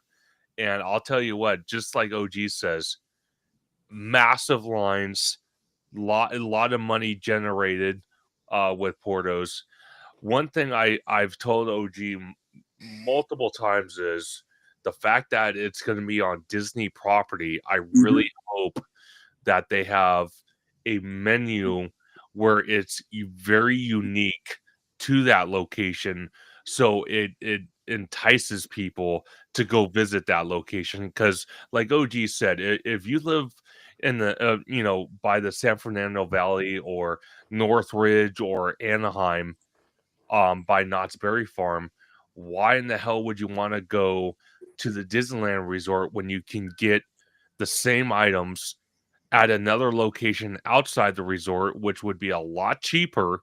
Right. You have to draw people in. Yeah. And from what we've seen on the concept art, it's going to be a massive 2-story building, a patio I've never seen before. This patio looks beautiful. Yep. From the concept art, from the inside looks beautiful, but I really hope they make their menu unique to draw people in. You know, it's one thing that I was really surprised that they've never done. California Adventure. You would have thought they would have put, nothing is more California than In-N-Out. Oh yeah. I mean, I mean, right? I mean, why not? We had a McDonald's at DCA for a while. Remember Burger Invasion? But why can't we get an In-N-Out? Hey, but see that makes a great point, because when you look at Knott's Berry Farm, what do they have? Johnny Rockets. What is Johnny Rockets? Almost what In-N-Out is. So it's like you got plenty of spaces in DCA to put that. Get rid of that'd be amazing. Yeah. Get rid of half of Paradise Gardens. You put it right there. Oh my God! Because you got that one gate right there. Obviously, that's going to lead to Coco, but eventually that's going to lead to another sky bridge to go over to the Simba parking lot. So why not grab an In-N-Out burger walking your way across the pedestrian bridge to the Simba parking lot? There you go. There you go. We have a question from Theme Park and Things. Austin, thanks for joining the show. Do you think Portos will take attention away from the magic of seeing the front gates of Disneyland in DCA? I don't think it will. And I've been saying this for a really, really long time. The Esplanade is in really bad shape right now. I think right now, how the shape the Esplanade is in is bad show. The way it looks as we currently have it, the tiles are completely like worn out looking. We have outdated lampposts from Downtown Disney 2001. Honestly, I mean, I think that gorgeous Portos is way better looking than the view that we currently have. And I'm okay with a little bit of blockage. I mean, you're going to get the building will probably stretch out a little bit in front, like closer to DCA, but not by a whole lot.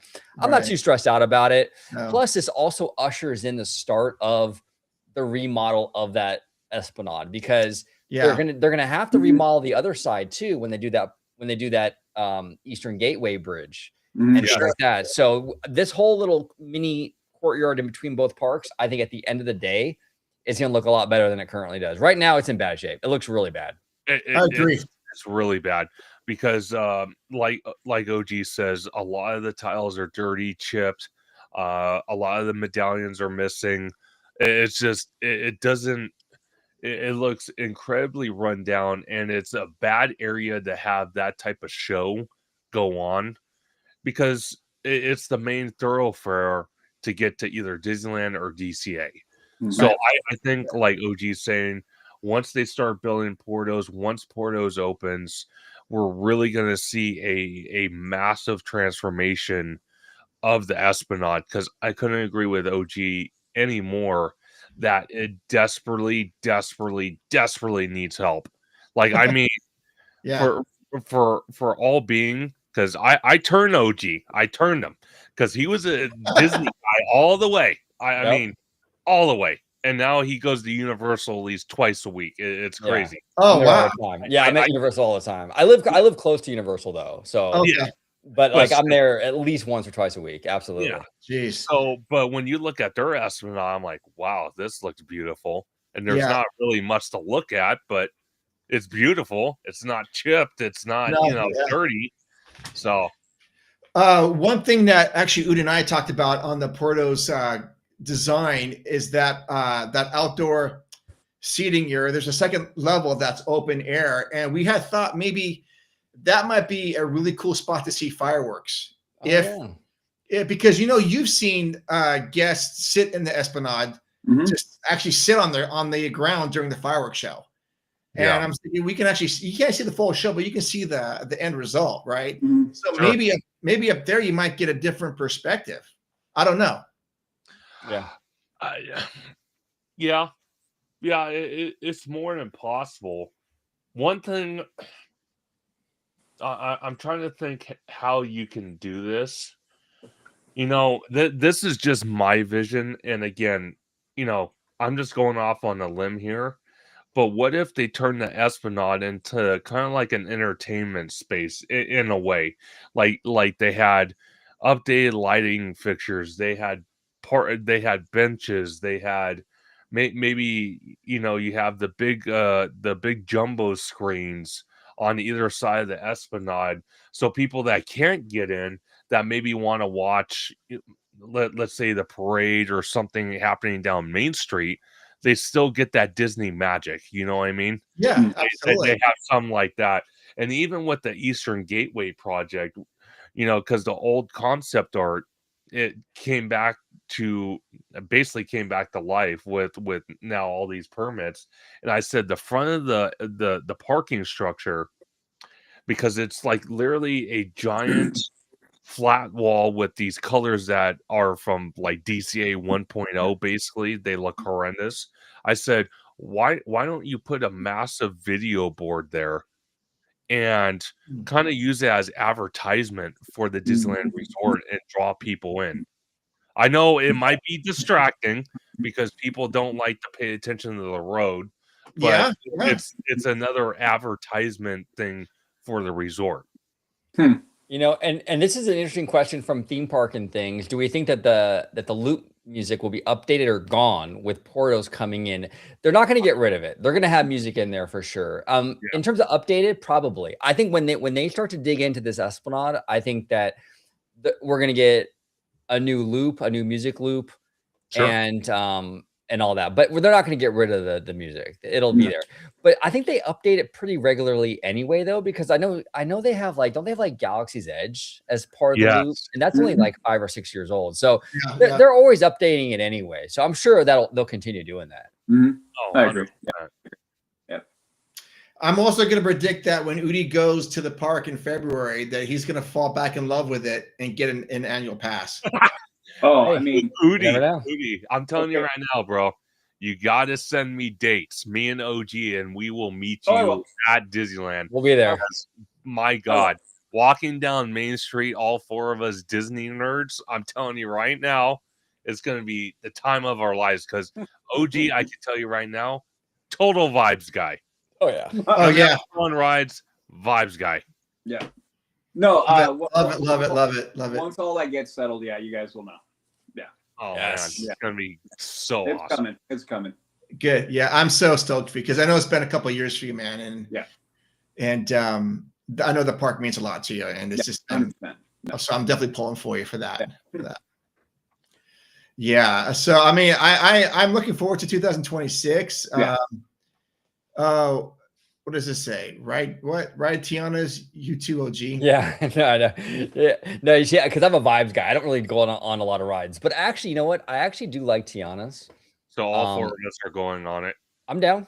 Yeah. Udi's I'm down. gonna sit in the very front, so he's gonna get the most wet. Yep. you No, that's what Mark. No, Put I it. know how to duck though. I know how to duck. Yeah. So did you guys think if you wear a poncho, is that cheating? Cheater. Yes. Cheating. No ponchos. Nope. Okay. Nope. Hey, if you want to dry off, just go hang out in the Home Depot shed. When you exit, just go do that. Yep. Yeah, absolutely. Actually, a couple weekends ago, I was at Universal with theme park wizard and Vash Guy, and Wizard opted out, but it was like 10 o'clock at night, and we went on Jurassic World. Oh yeah, yeah. Thing, bro. You get wet like crazy, but we were like in the second to back row, so we were good. But man, that ride, you get soaked on Jurassic World. But dude, the Dominus Rex, man. No ponchos, no sores bags. Oh my gosh, wouldn't it be something if we got the Jurassic World adventure here in Hollywood? Oh, I love it. Having this. What? How tall you think that Dominus Rex is that's chasing you through that ride? About 100 feet? I would say roughly, yeah. Yeah. Imagine this big ass animatronic just chasing you, dude. Oh no, that ride looks heaven. That ride looks amazing. That's the one in Beijing, right? Yeah. Yeah, dude. The Asian parks get all the good stuff. I don't get it. See, that's what I mean. Now it's like another level. You look at the international parks for both Universal and Disney. They have all the good stuff, and we're like, oh yeah, we'll give you attraction, but we're going to give you all the safety stuff. So we're going to make it safe. We're going to make it non-edgy, none of that. But you go to the international parks, hell, you go to Disneyland Paris and you have a freaking dragon living underneath the castle. You can't tell me that's scary. That's amazing, man. Well, we did Conductor. We did a reaction video to Hey Bricky, his first time at Disneyland Paris. Oh, I love that. Yeah. Oh, it was incredible. And speaking of like the Esplanade here at Disneyland Resort, I mean, their center plaza. That was something else, dude. Oh, it's gorgeous. Beautiful. Yeah, something else. Oh, it's so beautiful. And then when he finally got into Main Street, oh my God, me and OG were just like vibing out. We're like, bro, holy Lord, this Main Street might just be a little bit better than our Main Street. This thing was detailed to every single inch, nook and cranny of that Main Street. There was not one blank space I could see in his video. Not one. No, and I do want to give a special shout out to the late and great Eddie Soto. Oh, absolutely. For that, because he had played a huge role in designing that Main Street, and we unfortunately lost him only like a week before Adam, which is crazy. Yeah. That's wild. Yeah, I lost too many people gone all of a sudden. It's too much for me to handle. So we don't think we're going to get any predictions for Disneyland proper, right? It's all going to come from DCA side of things, right? Yeah. I think so. I mean, it's possible. Here's the thing: we might get little things like maybe they'll announce our dragon coming back for Fantasmic, something like that. I could see them doing. Sure. Maybe we'll get a new parade or a new fireworks thing. But in terms of like big stuff, no, I don't think they're going to announce a new land or anything for Disneyland. I think they got so much on the books right now. Yeah. I don't think we're getting anything big like that. Okay. I agree. And we're okay with that or no? I'm fine with it. I mean, I think DCA needs to work. You know, it needs help.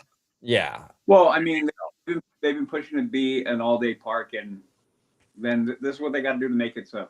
Yeah. Well, and here's the thing: if you have people coming from out of state, around the world, to come to the Disneyland Resort, Disneyland is a given. You're not going to come to Disneyland Resort and not go to Disneyland. Correct. But you will go and maybe skip DCA. Yeah. So if you make DCA as the must-see park as well, then you're locking in both parks automatically, because you're not going to go to DCA and not go to Disneyland.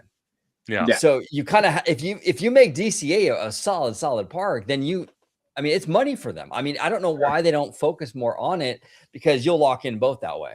Yep. You know. No, 100%. Yeah, because DCA really hasn't seen any type of love since the remodel, right? OG back in what was it, 2012? Yeah, I mean, they have technically. We got like San Francisco and stuff, and like Pixar here, but like weak, right? That's like putting lipstick on a pig. That was it is. See, Udi hasn't even seen that in the flesh yet. No. So, you will. Yeah. Hopefully we can get that going. What is this? I don't need a new land in Disneyland, but I just want Tomorrowland made awesome again. But we're talking years down the road. They're going to keep kicking that piece of trash down the road for quite some time. Yeah. They already Yeah. have. They already have. Yeah. Dude, I'm so stoked for you to be going to Walt Disney World and checking all that stuff out, conductor. Oh my gosh. I want to. cannot wait. Yeah. I cannot wait. And I was talking to George the other night, and again, not to go off script here, but I was talking to George the other night, and the hopefully we'll see what happens if they've already sold Adam's house in Celebration, Florida, or not. But if they haven't, George was talking about possibly me, him, and Tommy and his wife going to his house, doing paying a little homage, and then walking around the town of Celebration on one of our off days when we're not on the park. But that's something he wants to do, so I'm all for it. But I will tell you this: when we were watching one of Adam the Woo's videos the other night with OG and oh my gosh, Sam Chat. I keep forgetting his name. It'll sink in. We were watching a video. I kid you not. Mark, Udi, I don't know if you've seen it yet. You have to see this video. This video we did, all three of us. We watched this video of Adam. He literally went to Walt Disney World, rode a couple of attractions, and said, "Okay, now I'm jumping on a flight at Orlando International, flies all the way to California, straight flight, lands at, what was it, like 9 or 10, or I think it was like 9 o'clock at night, goes to Disneyland, rides the monorail, gets a Starbucks, rides Thunder Mountain. What else did he do? Did he do Autopia? And he did Autopia. Yeah, and he did Autopia. And I told OG, I said, because he rode number 34 in the Autopia in Magic Kingdom, I said, my mission, and I told George this, I said, when we're at Magic Kingdom that day we're scheduled to be there, I said, I am going to try to talk to a cast member and see if I can get on car number 34. You have to, bro. And in his honor, I will do it. You have to, dude. That's my mission. Awesome. But you don't see that creativity from anybody else. You can't tell me someone is that crazy like Adam, but a good crazy to sit there and go from the East Coast to West Coast and go to Walt Disney World and Disneyland in the same day. That's unheard of. But that's awesome though. That was incredible to watch. I think it was Steve Jobs who said it's the crazy ones who change the world. It is. Yeah, you're absolutely right. Absolutely right. And I know, OG, you went to Walt Disney World about 2 or 3 months before I did. Yeah. So I took my daughters there for a graduation gift. One of them graduated college, and we had it planned for a while. But when you went there, I kind of took your experience and I go, oh, okay, well, this is what OG said. Now I'm going to took that to heart, and I sort of figured out, okay, well, what my own conclusions were. And I'm and I agree with most of everything you did. But I think Theme Park Conductor is going to have such a great time there, and I'm so curious. I just think Disney Springs is going to change your idea of what a downtown Disney thing should be. I can already see it.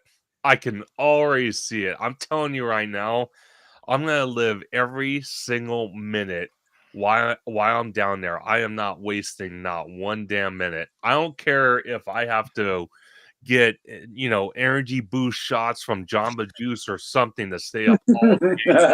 Yeah. I am soaking it all in every minute of the day, and I am so excited for it.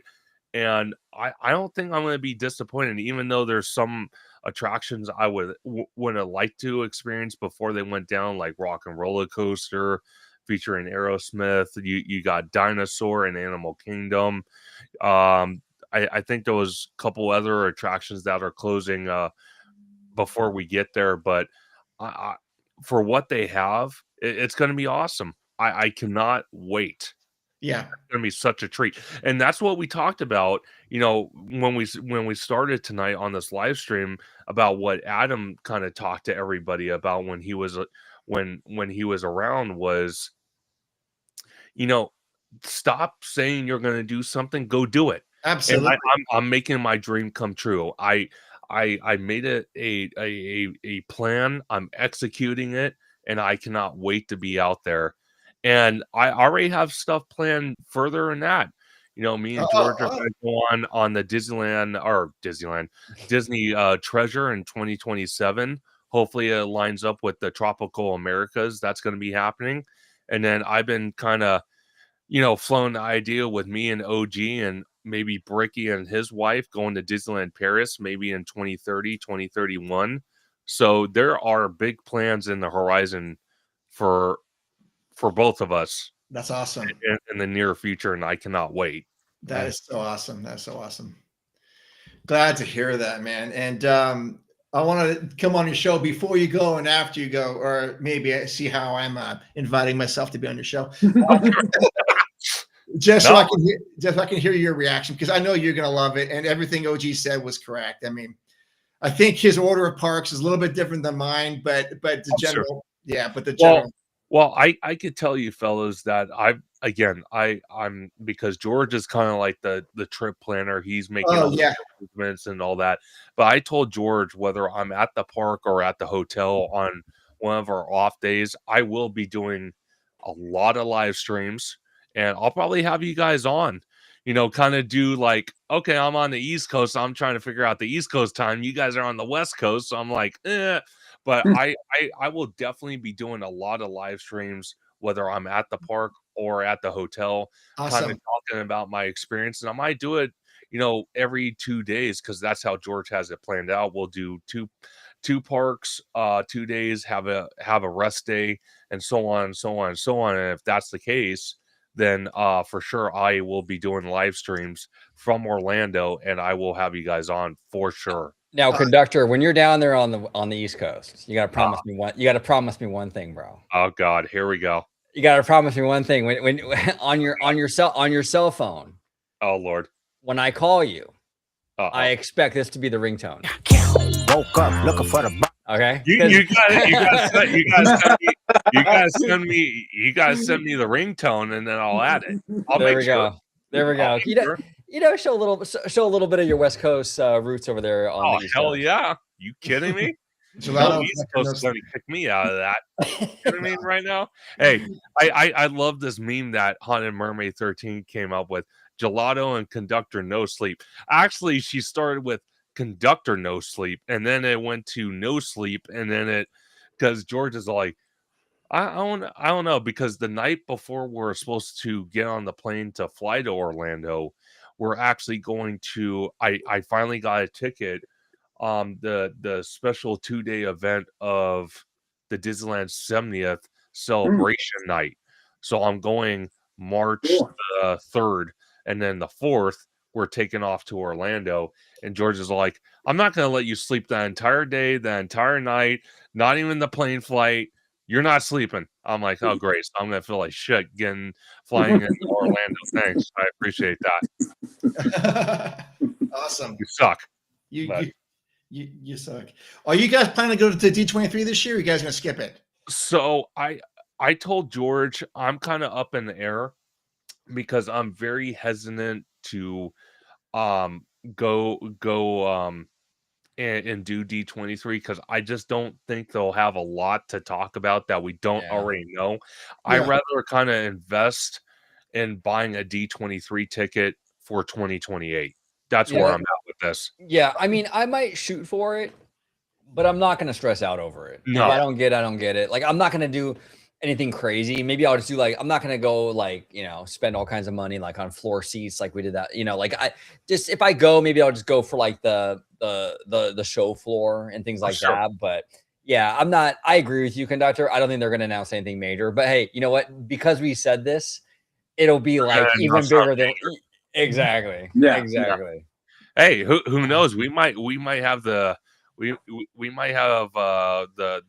bizarre guy or the Looney Tune sitting up in the second story of the Honda Center.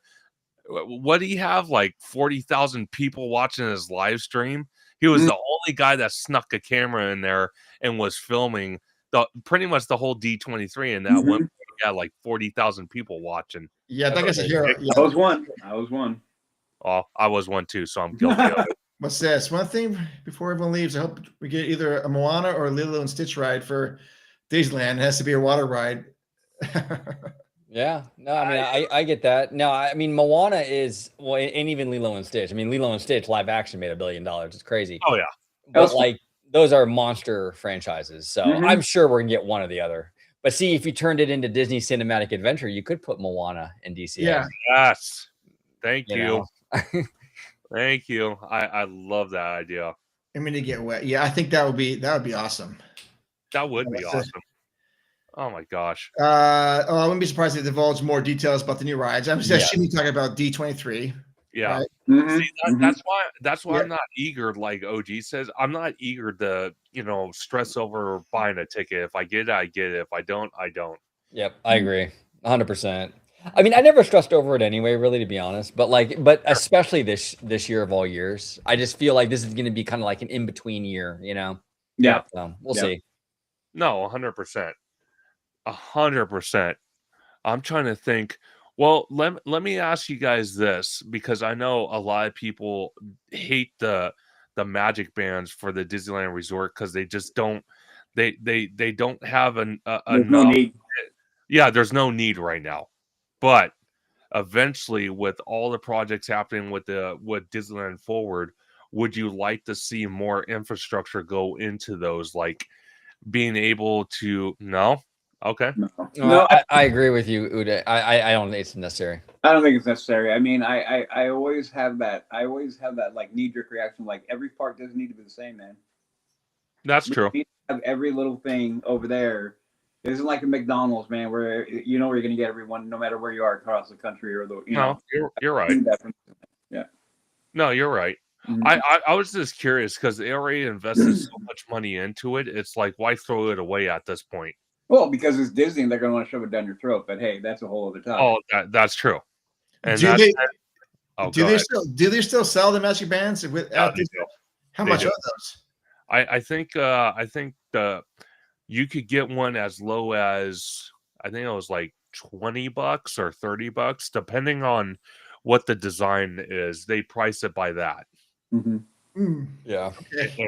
And the rarity, and obviously the price point, like on how much they sell and so on. So, but I agree. If Disney has that mentality, sad to say, they invest stuff.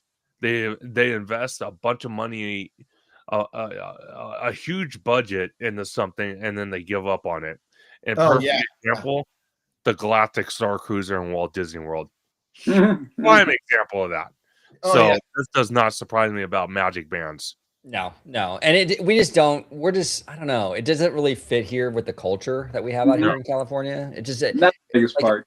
Yeah, it's just different, So no, you're not wrong. Yeah, not wrong. But I do think that the limited edition theme park conductor magic band is worth the money. Oh hell yeah! Oh hell yeah! I would absolutely buy that one for sure. Yeah. Hey, OG actually told me, he's like, what you should do, you should get one of those conductor hats, the Mickey conductor hat, and you need to wear it. Yeah. I'm like, okay, I might have to buy one. I think you should. Yeah, I might have to do it. You got to get it, but you got to get it before you go to Florida. That's true. Gotta get it.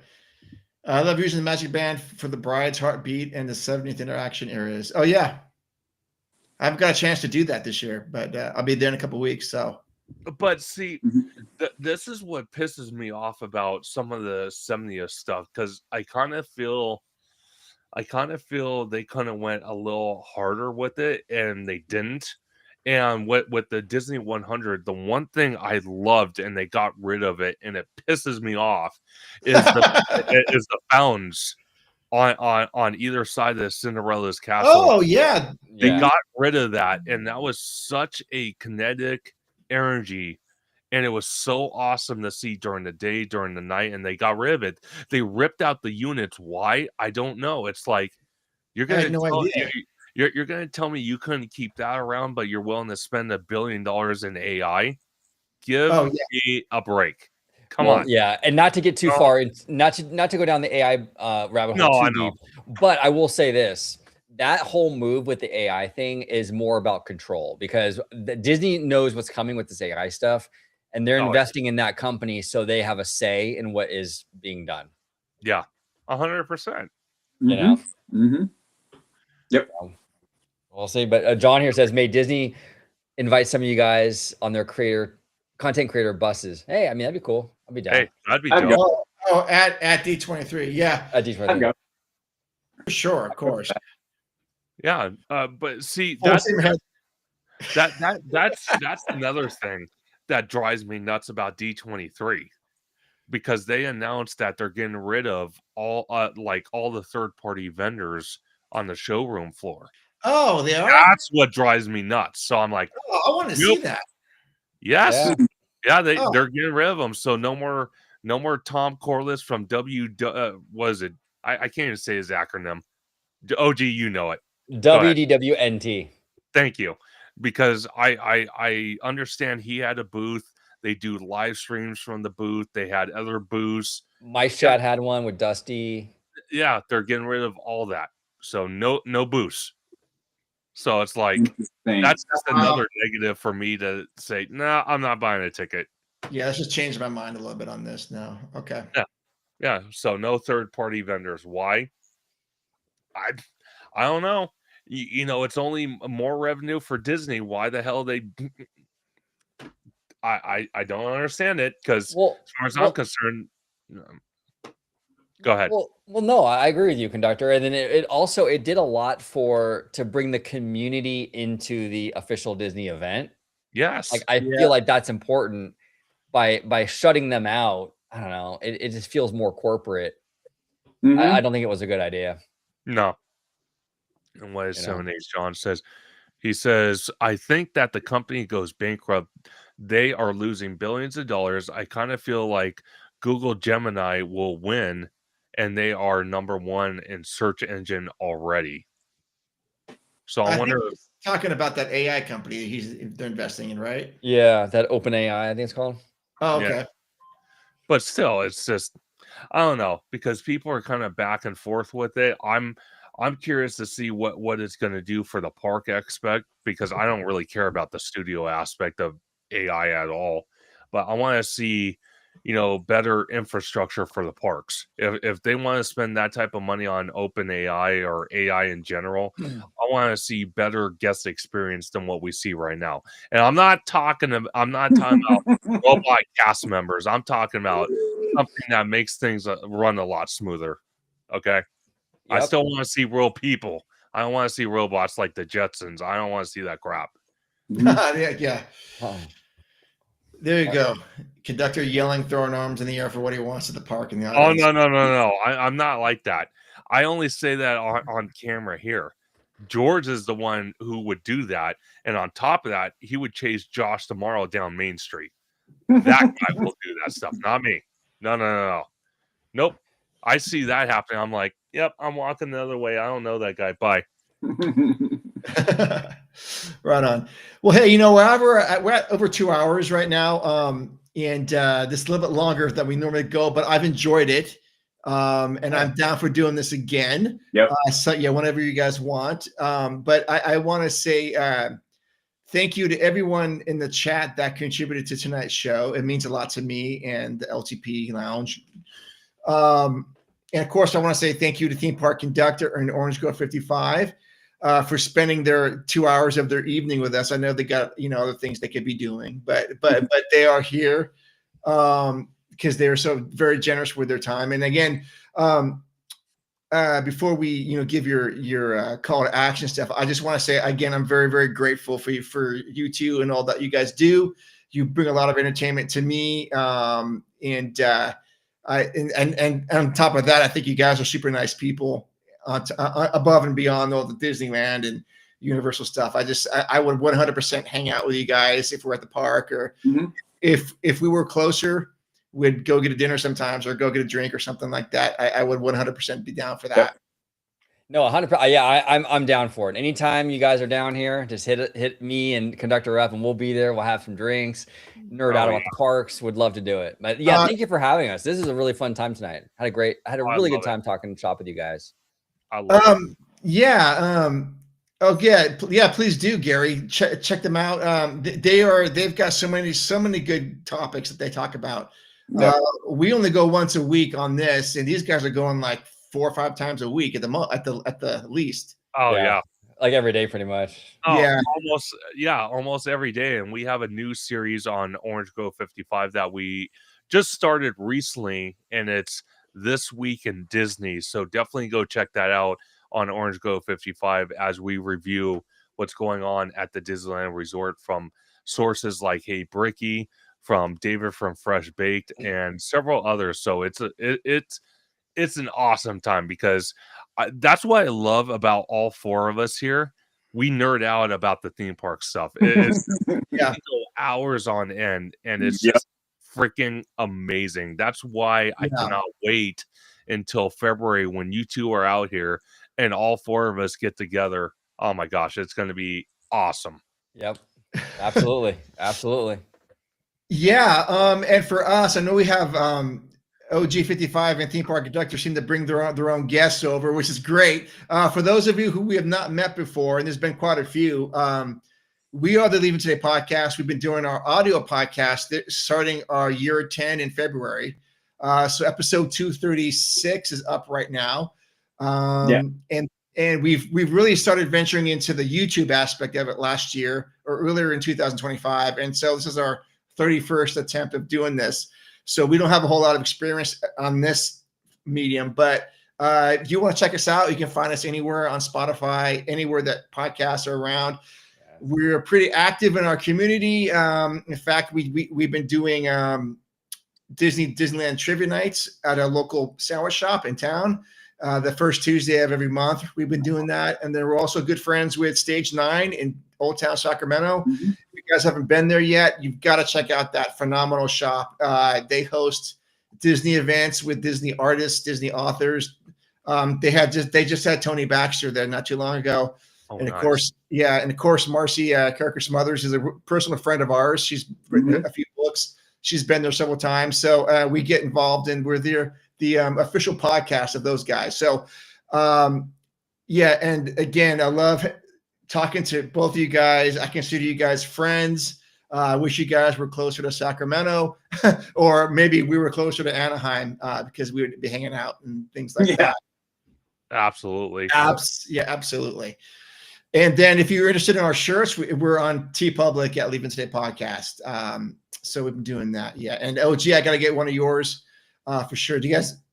Yeah, you guys have you have some, right? I do. Yeah, you can get it's on the YouTube store when you watch like right any video you watch, it pretty much shows up right underneath it. So okay, awesome. Thank you for that. All right, any other last comments here? Oh, OG has a show every day.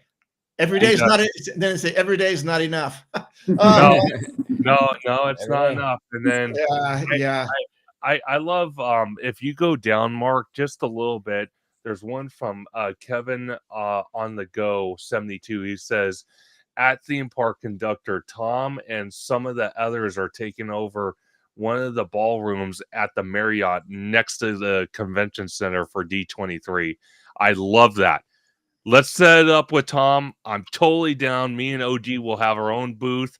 But who knows? We could have a huge round table, kind of like what probably Disney has with their board members, and we just do a big live. That'd be dope. If you guys can do that and pull it off, let me know. We're driving. We're going. Udi and I will be down there for sure. We'll yeah. 100%. I love that so much. Yeah. I'm gonna do my call to action. I want to thank you guys, Mark and Udi, and the one and only Orange Go 55. I love you guys. You guys are awesome. Thank you to everybody in the chat tonight. You guys are amazing. And the 2 super chats we got from Thrill Geek, our Hen Geek Village, and we got one from Kiki and Luca tonight. Thank you so much for supporting Theme Park Conductor. But you can find me on YouTube and Blue Sky at Theme Park Conductor Instagram at theme_park_conductor. You can find me on X at Theme Conductor, TikTok at Theme Park Conductor 1, and every Sunday at 5 or 7 p.m. for Conductor Sunday live stream, where we talk everything from Disney to Universal. We speculate, we talk rumors. We have amazing guests like the one and only Orange Grove 55, and we have the LTP Lounge crew, Mark and Udi, on the channel. Can't wait to have them back on. And I want to wish everybody a happy new year. Can't wait to see you guys next year. I know that's a running joke. It's probably an old joke, but I'm saying it anyway. Yeah. But everyone have a wonderful New Year's Eve. Be safe. Be kind to one another. If you don't feel like driving, don't drive. Just party at home and watch the New York ball drop, because as from what I heard, people were already lining up 7 this morning, their time, to already start lining up. So they're going to wait overnight for that and then wait all day tomorrow for that. So they're nuts. I would never do that. That's No. wild. That's crazy. Yeah. That's crazy. But yeah, and you can thank you so much, Conductor, and thank you, Udi and Mark. You guys are amazing. Would love to come back on the show again. Anytime. I love talking shop with you guys. But you can find me right here on YouTube, Orange Grove 55, talking theme park, studio, and even the corporate stuff, all that good stuff, Hollywood, all that, right here on YouTube, Orange Grove 55. And you can also find me on Instagram, Orange Grove 55. Yes, love it, love it. And dude, I'm so stoked that I found your street sign today. Yeah. I love that. Yeah. I love that. I love Oh it. my gosh. I Yeah. love it. All right, Udi, where can people find out? You can find me basically right here on the LTP Lounge. You also find me on our podcast, LTP Leaving Today podcast, and then you can find me on my Instagram, which is HAXGOALIE. That's where you can find me. There it is. And I want to echo that. Hey, I want to take a second to thank everybody who came in tonight. We had a lot of people, and I appreciate it. I appreciate the time spent, because I realize time is something you can never get back. So when you guys spend your precious time, this goes for you two guys as well. It's much appreciated, and I thank you very, very much. I want to thank everybody for, we're coming up on year 10 for the podcast. It blows my mind. I'll just take this time to say Happy New Year, everybody. Be safe, be good, and if you're going to have a few, I have a bottle right there. Oh, yeah. It's within arm reach. It's right there. Right. Tomorrow. I can't even see it, but yeah. Oh God. Hey, there we go. is. Oh, there you go. There you go. There you go. But that's tomorrow. But thanks a lot, guys, for coming and hanging out. Always a pleasure. Love chopping it up with you guys. It's awesome. Yeah, and yeah, absolutely learn. I always learn, and I love it. So yeah, awesome. Check out everyone's show and have a great 2026. You'll see us on here next Wednesday between 6 and 7 Indy time. Until then, yeah. All right. We love you guys. Stay safe. We'll see you in the parks. See you.